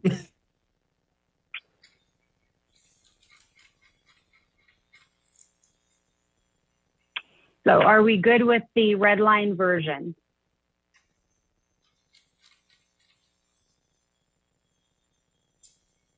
Do we have at least 6 yeses? Yep. Okay. Next one, council. Let's do the same thing. If anybody, Mayor Pro Tem. I have something on page 13. All right, anybody else on page 12 before we move over to 13? All right, you're up, page 13. Please proceed. At the bottom, D1A, just will the report, so we've moved to new functioning online and that's made it a lot easier, but do they aggregate donor contributions, or is that something we have to track separately? That would be a system aggregated thing, correct, Mr. Rob? Yeah, that's right, Mayor. And just for the whole council to understand why there's some new language about going electronic, and the programming of the accounting program, the city and the city clerk's office, we're in the process of rolling out a new campaign reporting system. And so it's newer software. It's much better than the current kind of Excel based forms that you all have been using. I believe that we can show the aggregate.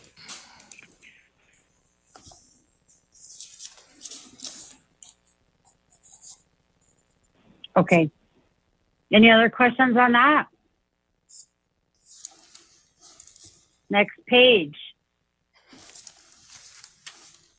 I have one on 14. Does anybody have anything prior to 14? So looking under prohibited contributions, so 2D is the one that I am looking at.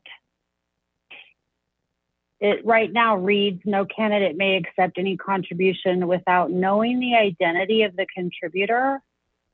What I would propose we change that to is no candidate may accept any contribution without reporting the identity of a contributor. I see some nods. Everybody on with that? We have at least 6. We do. Okay. That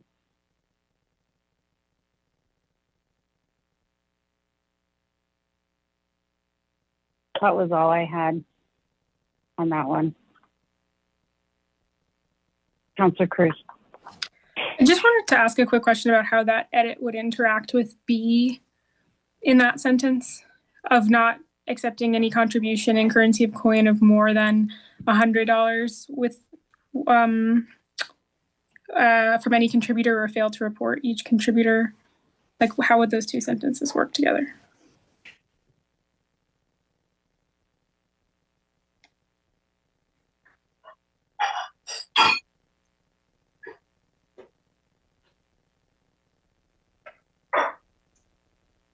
The way I interpret that and working together is it's just clearly D I see as kind of clearly saying period, every single contribution needs to be reported.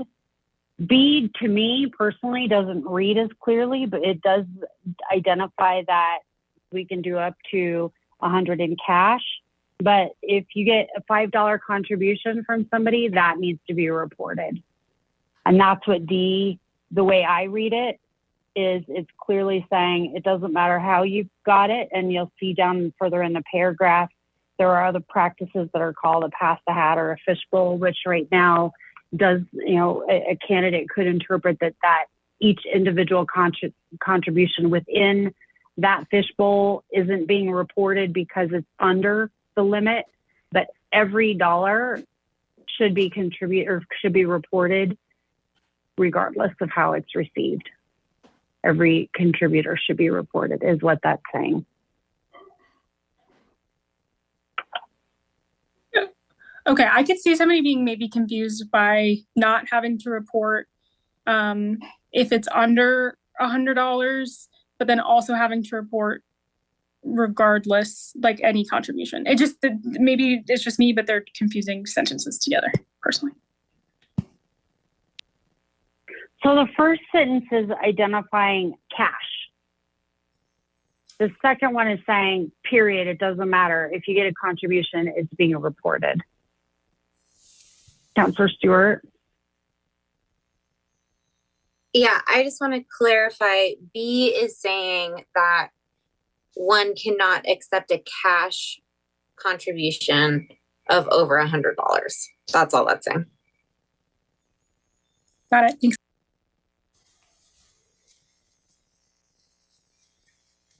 Would it be clearer if we added the word cash in there, like cash, comma, currency, comma, coin? We like that. I'm happy with that. Are there other nods that would like that clarity?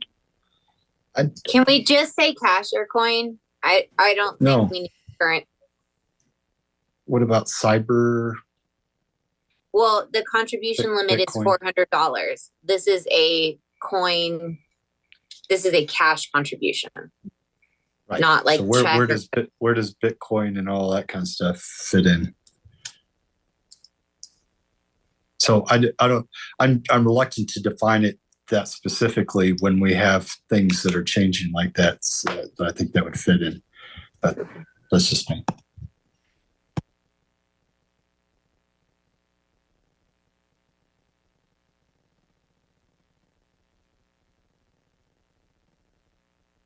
Councillor Stewart. I thought about it for a second and I have an answer. Okay, we'll take it.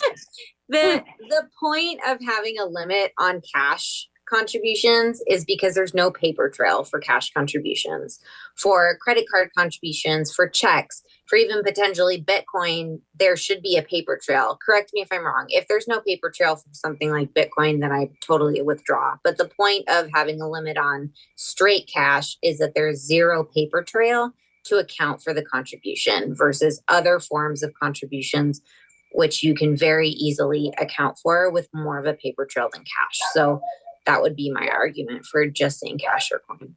But again, if there's no paper trail for Bitcoin, then I'm happy to withdraw that. If I might chime in on cryptocurrency. Please. I never thought I would say that phrase. So while typically the platforms that manage cryptocurrencies such as Bitcoin do mimic something like a Cash App, a Zelle, a Venmo, where there is some level of like even digitized transaction that might be private, but could be, say, subpoenaed or requested or what have you. Not the actual unit of money itself is not regulated in the way that other types of digital banking are. And that's sort of the point, is that it's not regulated by like our federal regulatory bodies, which means that the way that we track Bitcoin or Dogecoin or a handful of myriads of other titles that are cropping up regularly is that while there is some level of sort of like energy and coding comparison to the worth, it is not, they operate somewhere in between something like Venmo, which is essentially just your cash moving in a trackable space, and like a dysregulated like bearer bond type situation. So it really depends deeply about the specific cryptocurrency and the specific platform being used. It is relatively common for cryptocurrency to essentially be able to be like dropped phone to phone without like digital trace of like where it came from. That's part of the point. So I am not good at cryptocurrency. This is information from Reddit. It is not good. Reddit and potentially my brother. So this is not citable sources. I don't want this to be like legal advice. I just want to recognize that my understanding from a very cursory understanding of how cryptocurrency currently works and might potentially work. And I hope Councilor Lowe has more to say. Actually, I see that he's off mute. Is that a fair amount of the point of a lot of the cryptos being made is that that you can spend them like cash in an underregulated, like less sort of surveyed format. So I think Councilor Ryan's concern is unfortunately very legitimate, and we have to then therefore include in this piece. Okay, I'm withdrawing my suggestion so we don't have to vote on it, Mayor Strom.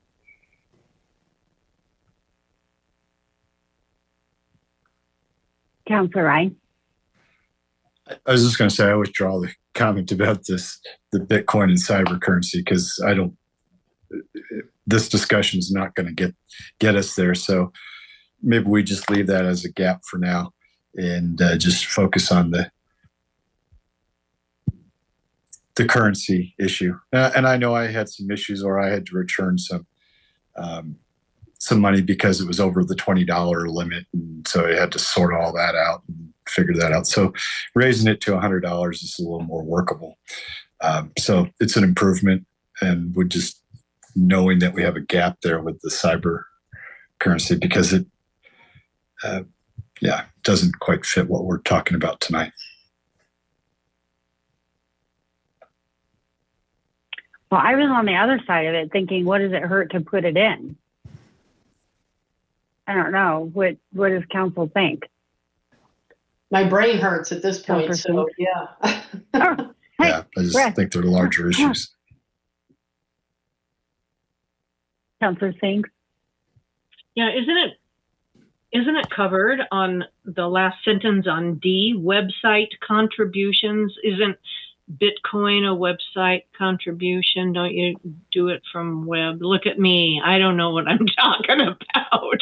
Okay, I withdraw that comment too. Thank you very much. Mayor Pro Tem. This has been an incredible adventure in this conversation. I think that this does need to be addressed because we're in the forever business, but I don't think we're going to address it now. Some of the sites we're sourcing tonight, we may just want to dive a little bit deeper on that. But I do think that Councilor Ryan's point's in a good one. This is in future thinking, probably something that will need to be navigated with increased frequency. So I don't know that we have the capability to solve for it now, but I would recognize this as a gap in that. Okay, thank you. Anybody else on prohibited contributions? Do we have any changes that we want to propose in this section? Okay, then with that, I will go ahead and open it up for whoever would like to bring forward the next page in which they have a suggestion, question, or amendment.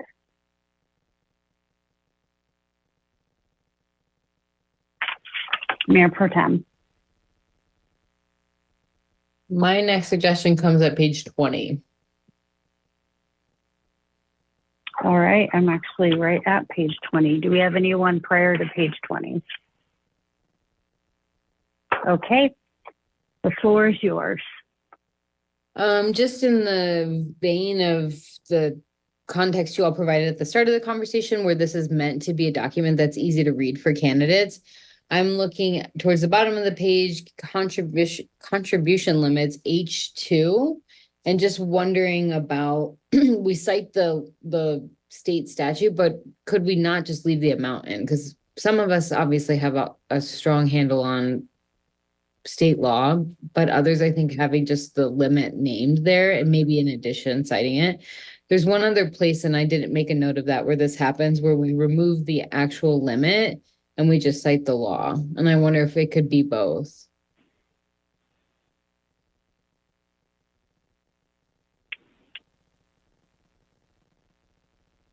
Ms. McKinney-Brown? Or could a solution be that we're hyperlinking it to the actual state law? You can do any of those things that you would like to do. All of those are perfectly fine and legal. And as a group, decide what you think is best for the city.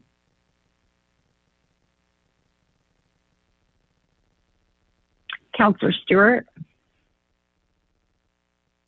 I think the hyperlink is a great idea. I was going to say my only concern with that is that the state statute limits change, which I think was the purpose of removing the limits. So if we could hyperlink it directly to where the current limit is, I think that's a great solution.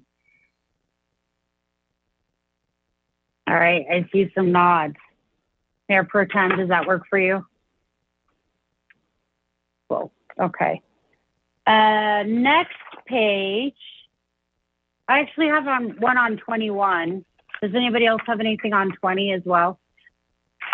We're good? Okay. So on 21, it was brought up in our public comment notes that the October 25th deadline is redundant, it's not the right word, but that it would actually in some years be very, very close to the Wednesday that is immediately preceding an election. So the proposal was made instead to actually have that October 25th date change so that there's another reporting period between September 15th and October 15th. And I would definitely agree with the fact that, you know, having the 25th could be too much reporting in certain years as we're looking at reporting that might be just a few days apart. Potentially, I think he pointed out 2027 when it's 2 days apart. Do we, council, I guess first we could talk about removing the 25th and then separately if we want to add the 21st. Are we in agreement that having the 25th is potentially too much? Okay. What about the idea of moving it to October 1st? Councilor Lowe. It honestly does. I mean, the idea of having reporting on September 15th, October 1st, and October 15th, and then another reporting period like a week before. I mean, that strikes me as a lot. I'm very much for transparency. We should have very regular reporting in the month and the 2 months leading up to the election. But I think setting up a requirement of like reporting every 15 days from September 15th out might be too far in the other direction. Councilor Matt Guerrero. Yeah, I think I feel less strongly about like the actual increment, but I do think that this idea that we've listed dates feels funny to me. And I defer a little bit to our clerk, because I think if that is like a much easier way to administrate these rules, given that we have a thinner staff than say the entire Secretary of State. But I think that the idea of saying within like the last 3 weeks it's weekly, or the last week it's every 72 hours, which I think would be too much, frankly. But something like that, where it's essentially at a year out, it's every 2 months, at 6 months, it's once a month, at 2 months, it's twice a month, and then it's this many days after the election, is how these tend to be written. And so, yes, I am very curious, Mr. Robb, on your thoughts on that. Yeah, thank you, Counselor. It would just be easier. Staff thought if we just had specific dates in the, for a regular council election, that way we would kind of be able to tell candidates, when exactly their reporting deadline ends, instead of, trying to do all of this calendar math for the, 270th day prior, 180 days prior, et cetera. So that was the thinking behind established dates as opposed to days before the election. And then really, you know, council can decide whether or not you want to keep the October 25th and the Wednesday immediately preceding election day. But to your point, from some of you, you know, that certainly is a lot of reporting as you get closer and closer to election day. Thank you, Mr. Robb. Councilor Lowe. No, I'd reiterate that I think it's a little difficult for everyone to have to count backwards, you know, 30 days, 60 days, 90 days. I think this is a really sensible change that will allow everyone to just sort of set their calendar and remember that they've got reports due on various, you know, 15th of the month. So I think it's a good change. Honestly, it sounds like we have consensus for striking the October 25th, given how close that will be on some years to the Wednesday immediately preceding election day. So I think that's a good change. I would actually submit to council that we don't need to add another reporting date on top of that. I'm all for transparency. Transparency is important, very important. And it needs to be balanced with, we want this to be like an approachable process for members of the community. And we don't want to create like unnecessary burdens and hurdles. And the process of running for office is a lot. And it's also a lot on our relatively short-staffed clerk's office. So I think the number of reporting deadlines in here is sensible.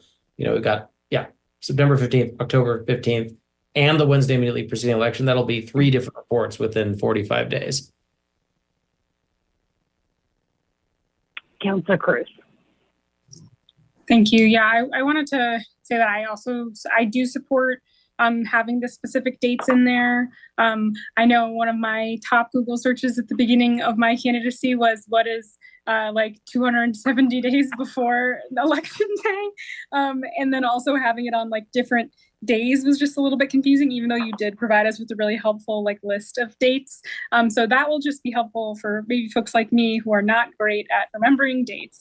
And then I do think I would personally be supportive actually of having the October 1st filing.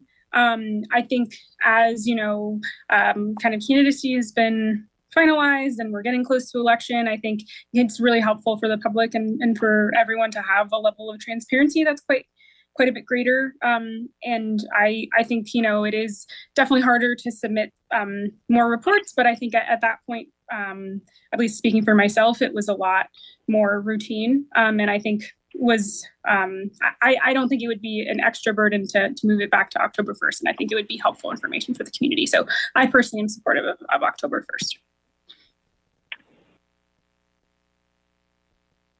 Okay, so let's then peel it out and we'll have 2. So first, it sounds like if we could go ahead and formalize removing the 25th. We'll just do removing the 25th. Raise your hand, thumb, nod if you're supportive of that.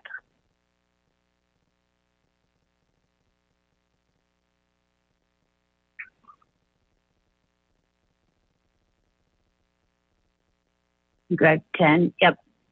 Okay, and then separately, adding October 1st. Are we in support of that?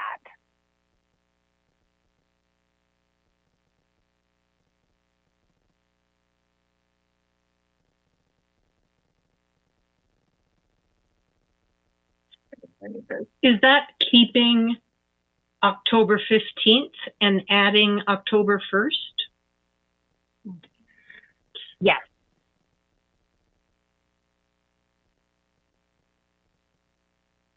Councilor Mayor Guerrero and Councilor Over.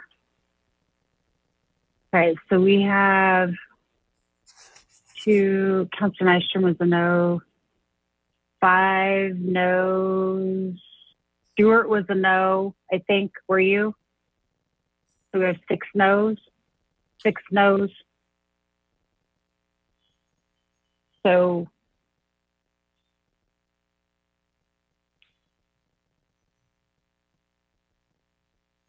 Five yes and 6 no. So we will remove October 25th and leave it at that. All right, next page.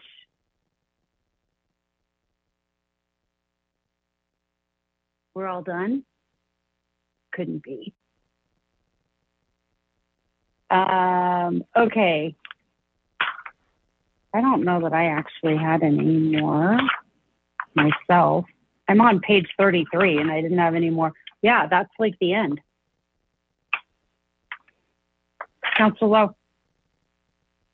Yeah, I had one on, it's either page 27 or 28. Sorry, I'm sure I didn't think we were going to jump this far ahead.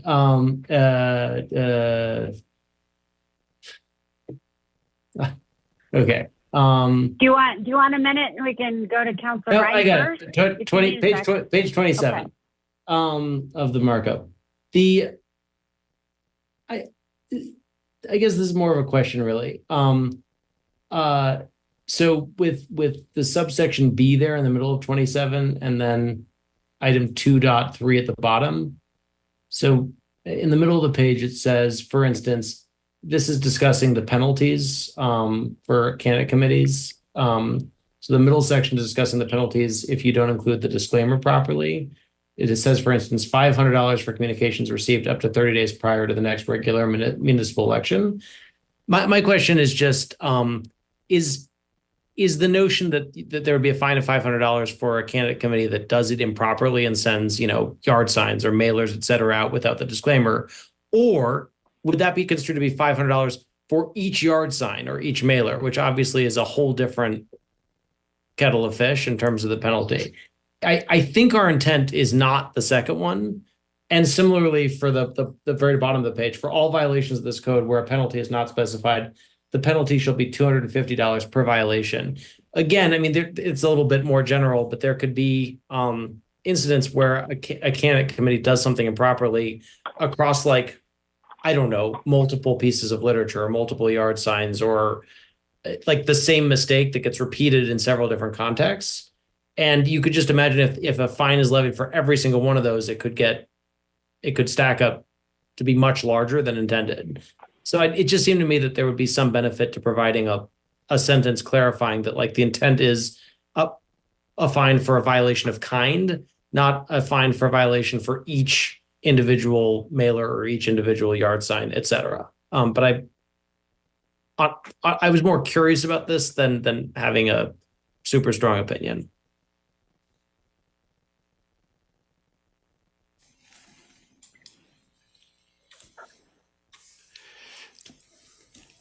Mayor, would you like me to respond? Rob, you look like you have something to say. Yes.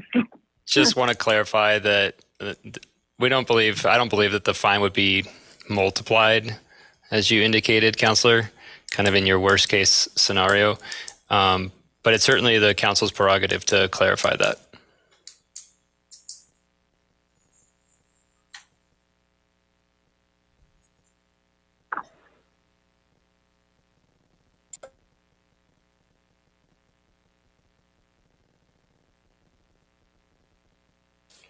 Did I answer your question, Councilor Lowe? Yeah, no, you did. I think Councilor Ryan has his hand up. B, you did. That was my assumption. My point is, I actually do think there's some ambiguity, whether or not and there could be some benefit. What constitutes a violation? Yeah. Councilor Ryan, was your hand up about this or something else? Well, now it's both. I had it when you were asking for where we would like to discuss some changes, but to go into Councilor Lowe's comment, we could say, we could make it clear that it's for a single cumulative violation. So we can say for each violation. I do think we should group it somehow to make it clear, because that could be kind of scary if someone decides to take a different interpretation. And we've seen that, interpretations might change from time to time. Then we may have a different legal counsel at some point in time that may take a different approach to this.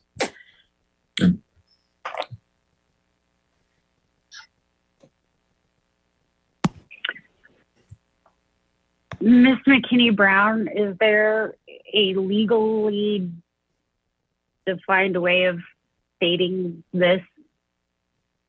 So I've been working on it as you've been speaking, and we've reserved section 2.2. It just says reserved. And I thought it was kind of awkward to leave it reserved, but I didn't want to get rid of it. And this is the perfect use for it. And I think I need to have a little bit more time to wordsmith, but generally, I think we turned section 2.2 into a statement that says the intent of the concept of violation is used in this code is to recognize that a singular act such as misprinting yard sign shall be recognized to be one violation. So again, I need a little bit more time to wordsmith, but I would like to move forward with doing that if the majority of the council approves.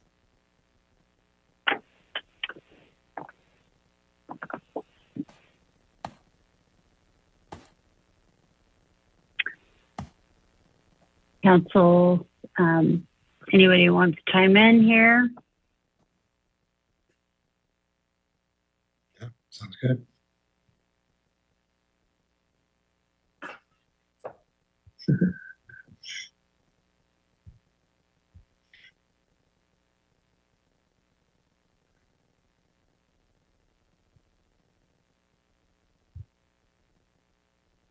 Can everybody raise one more time?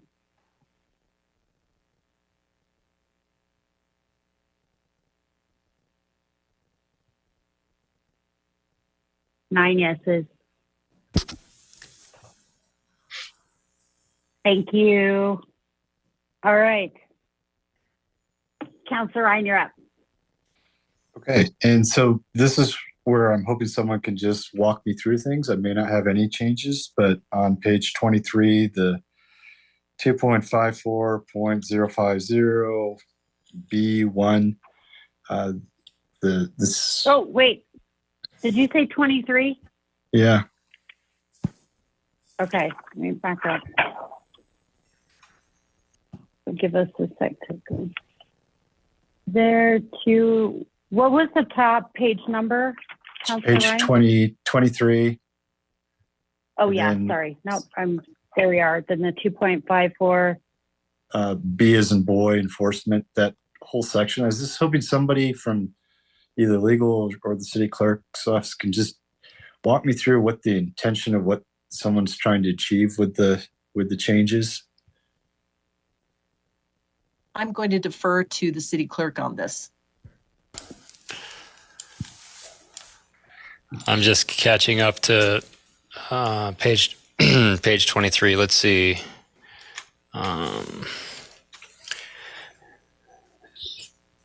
This is kind of just the process for notifying the person who is received or is the allegation of a complaint, providing 3 days in order to do that.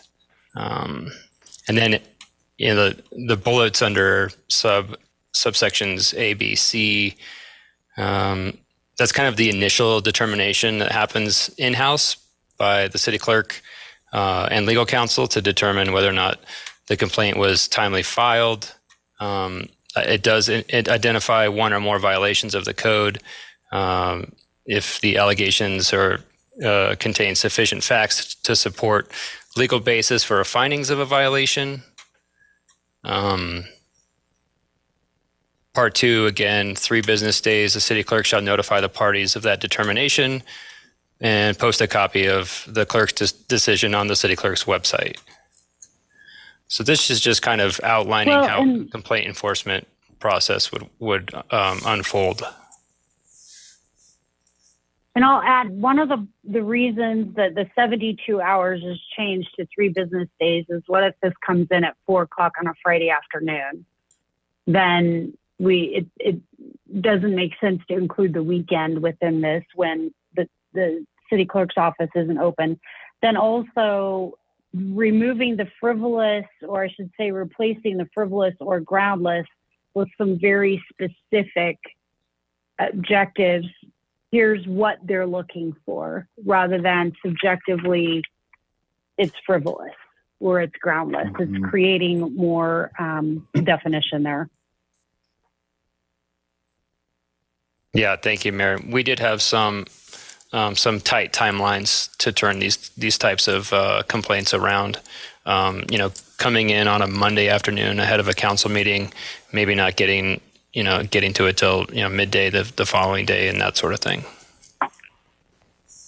And your office feels comfortable with these deadlines? Yeah.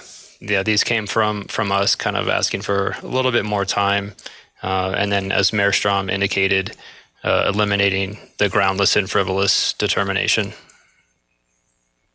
Well, and we struck the definition of groundless anyway, so that had to go. Right. And so we're okay. I mean, if you guys are comfortable with these deadlines, then that sounds good. How is this hearing officer? Are we going to have somebody on retainer, or when I say we, the city is going to have somebody on retainer? I imagine he or she might be fairly busy all at the same time that other cities may want the same type of counsel. Yeah, so we always have an outside firm, kind of on a rolling contract. If retainer, if you want to use that term. Additionally, Councilmember Ryan, the definition allows for multiple people to be selected. So we send out an RFP, and if we can only get one, well, we only get one, but we're going to look to have a list for exactly the reason you just stated. When we get issues in, we can't move very quickly if we're putting them all on a single hearing officer. Okay. I don't have any changes then. Thank you. I just wanted to make sure I understood and that the city clerk's office was comfortable with the deadlines. Yep. Thanks, Councilor. We appreciate the support and allowing us to weigh in on these code changes. All right. With that, does anybody else have any others through the end of the document? Councilor Ryan, is your hand back up, or is No, it just I'm sorry. up? I didn't remove it. Apologize. Okay.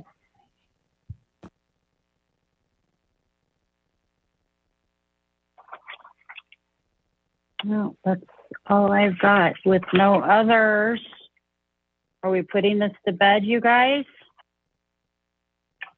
Councilor Matt Guerrero.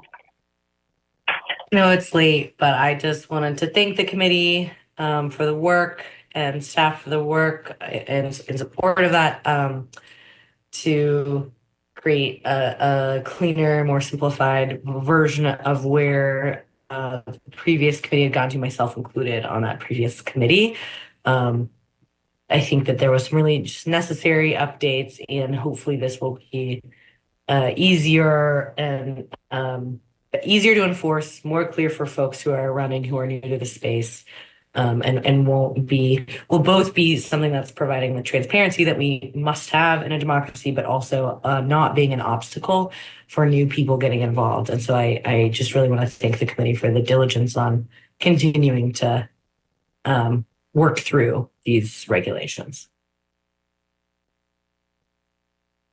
Thank you for that. And I'm excited too that this will help us open up the door to, you'll probably noticed in there that adding an educational role in here, and that's something that in the previous election seasons, but the city clerk's office has not been able to offer much in the way of education for our candidates. And that's a big part of this also, is being able to be more available. We're taking some of that judgment that they might potentially have to be doing, the penalizing and whatnot, so they can be a little bit more of an educational role to help counselors, or to help candidates, maybe future counselors, feel so much clearer.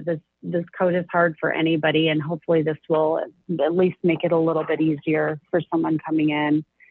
So with that, then my last question for everybody is, as you noticed in the staff memo for this evening, that we do have different options. One of those options would be to come back and workshop. I don't feel like with the conversation that we had tonight that that's necessary.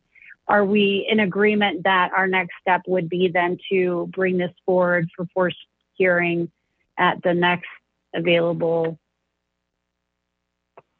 possibility? So that would be a vote. A vote of yes is to move forward to forced hearing.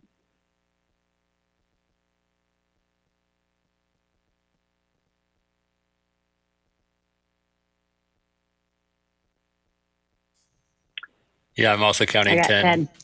All right. Thank you, Kathy. Thank you. All right. Thank you, everybody. I know that this is not the most inspiring topic. So thank you for all of your work, and thank you to the committee for taking this on. I appreciate everybody. And hopefully we'll have a campaign season that will be a little bit easier for our candidates next year through a number of different things, not the least of which I'm very excited about the new software. The last one was very challenging and very duplicative, and actually opened up to too much possibility for human error with that. So we're excited that hopefully we'll be changing that and making it a lot more easy. With that, then we'll transition over to committee reports before we adjourn this evening. Do any of our committees have reports? Councillor Sinks and Councillor Matt Guerrero. Great, thank you. So just to let our Head Start committee members know, which Councillors Nystrom and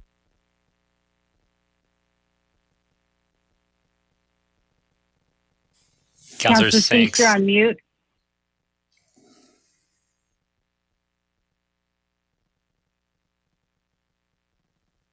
Thought I hit it.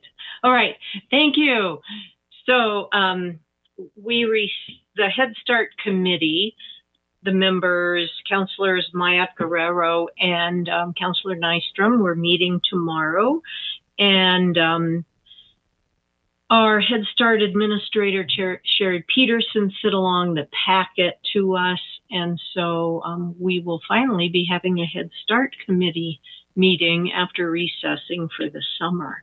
So just that'll be coming. Thank you. Councillor Matt Guerrero.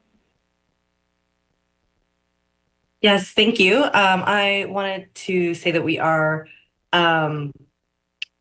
beginning more in earnest our inclusionary zoning conversation at our next housing committee meeting, which is currently scheduled for September 12th.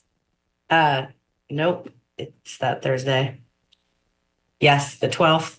And I wanted to also just make sure that everyone who is on the committee knows that I believe that there was like a glitch in our calendar invites, and so that is going to be remedied. Can I actually, are folks still having that issue? I imagine yes. That you have like either all or none of the housing commission meetings for the rest of the. Well, there's like a very weird problem happening in Outlook with this, but it is happening. And for the public, we will have public comment. We are going to begin looking at examples of inclusionary zoning from additional cities and starting to really try to put some meat on the bones as to what might work here, and have some start creating some parameters that will be able to guide either staff or the planning commission to help us get to the point of a drafted ordinance in the future. So that conversation again is really digging in the next HPC meeting, and would love to hear from the public on that as well.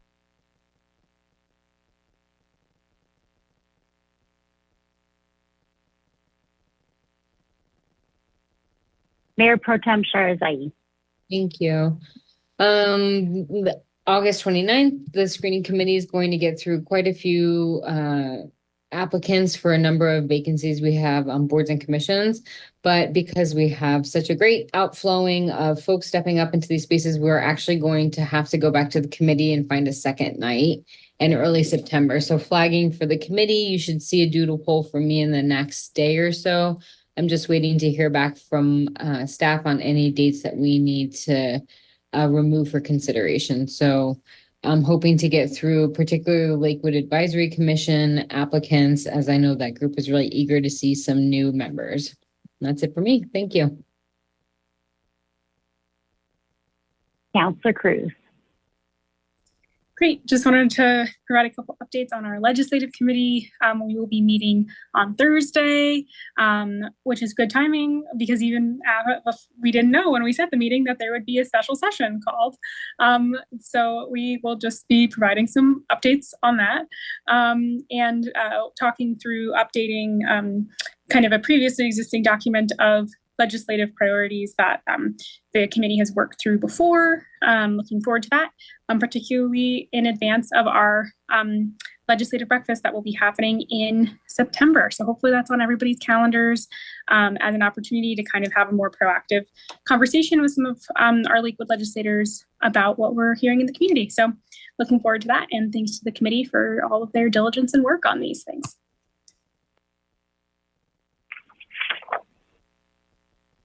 All right. Thank you, everybody.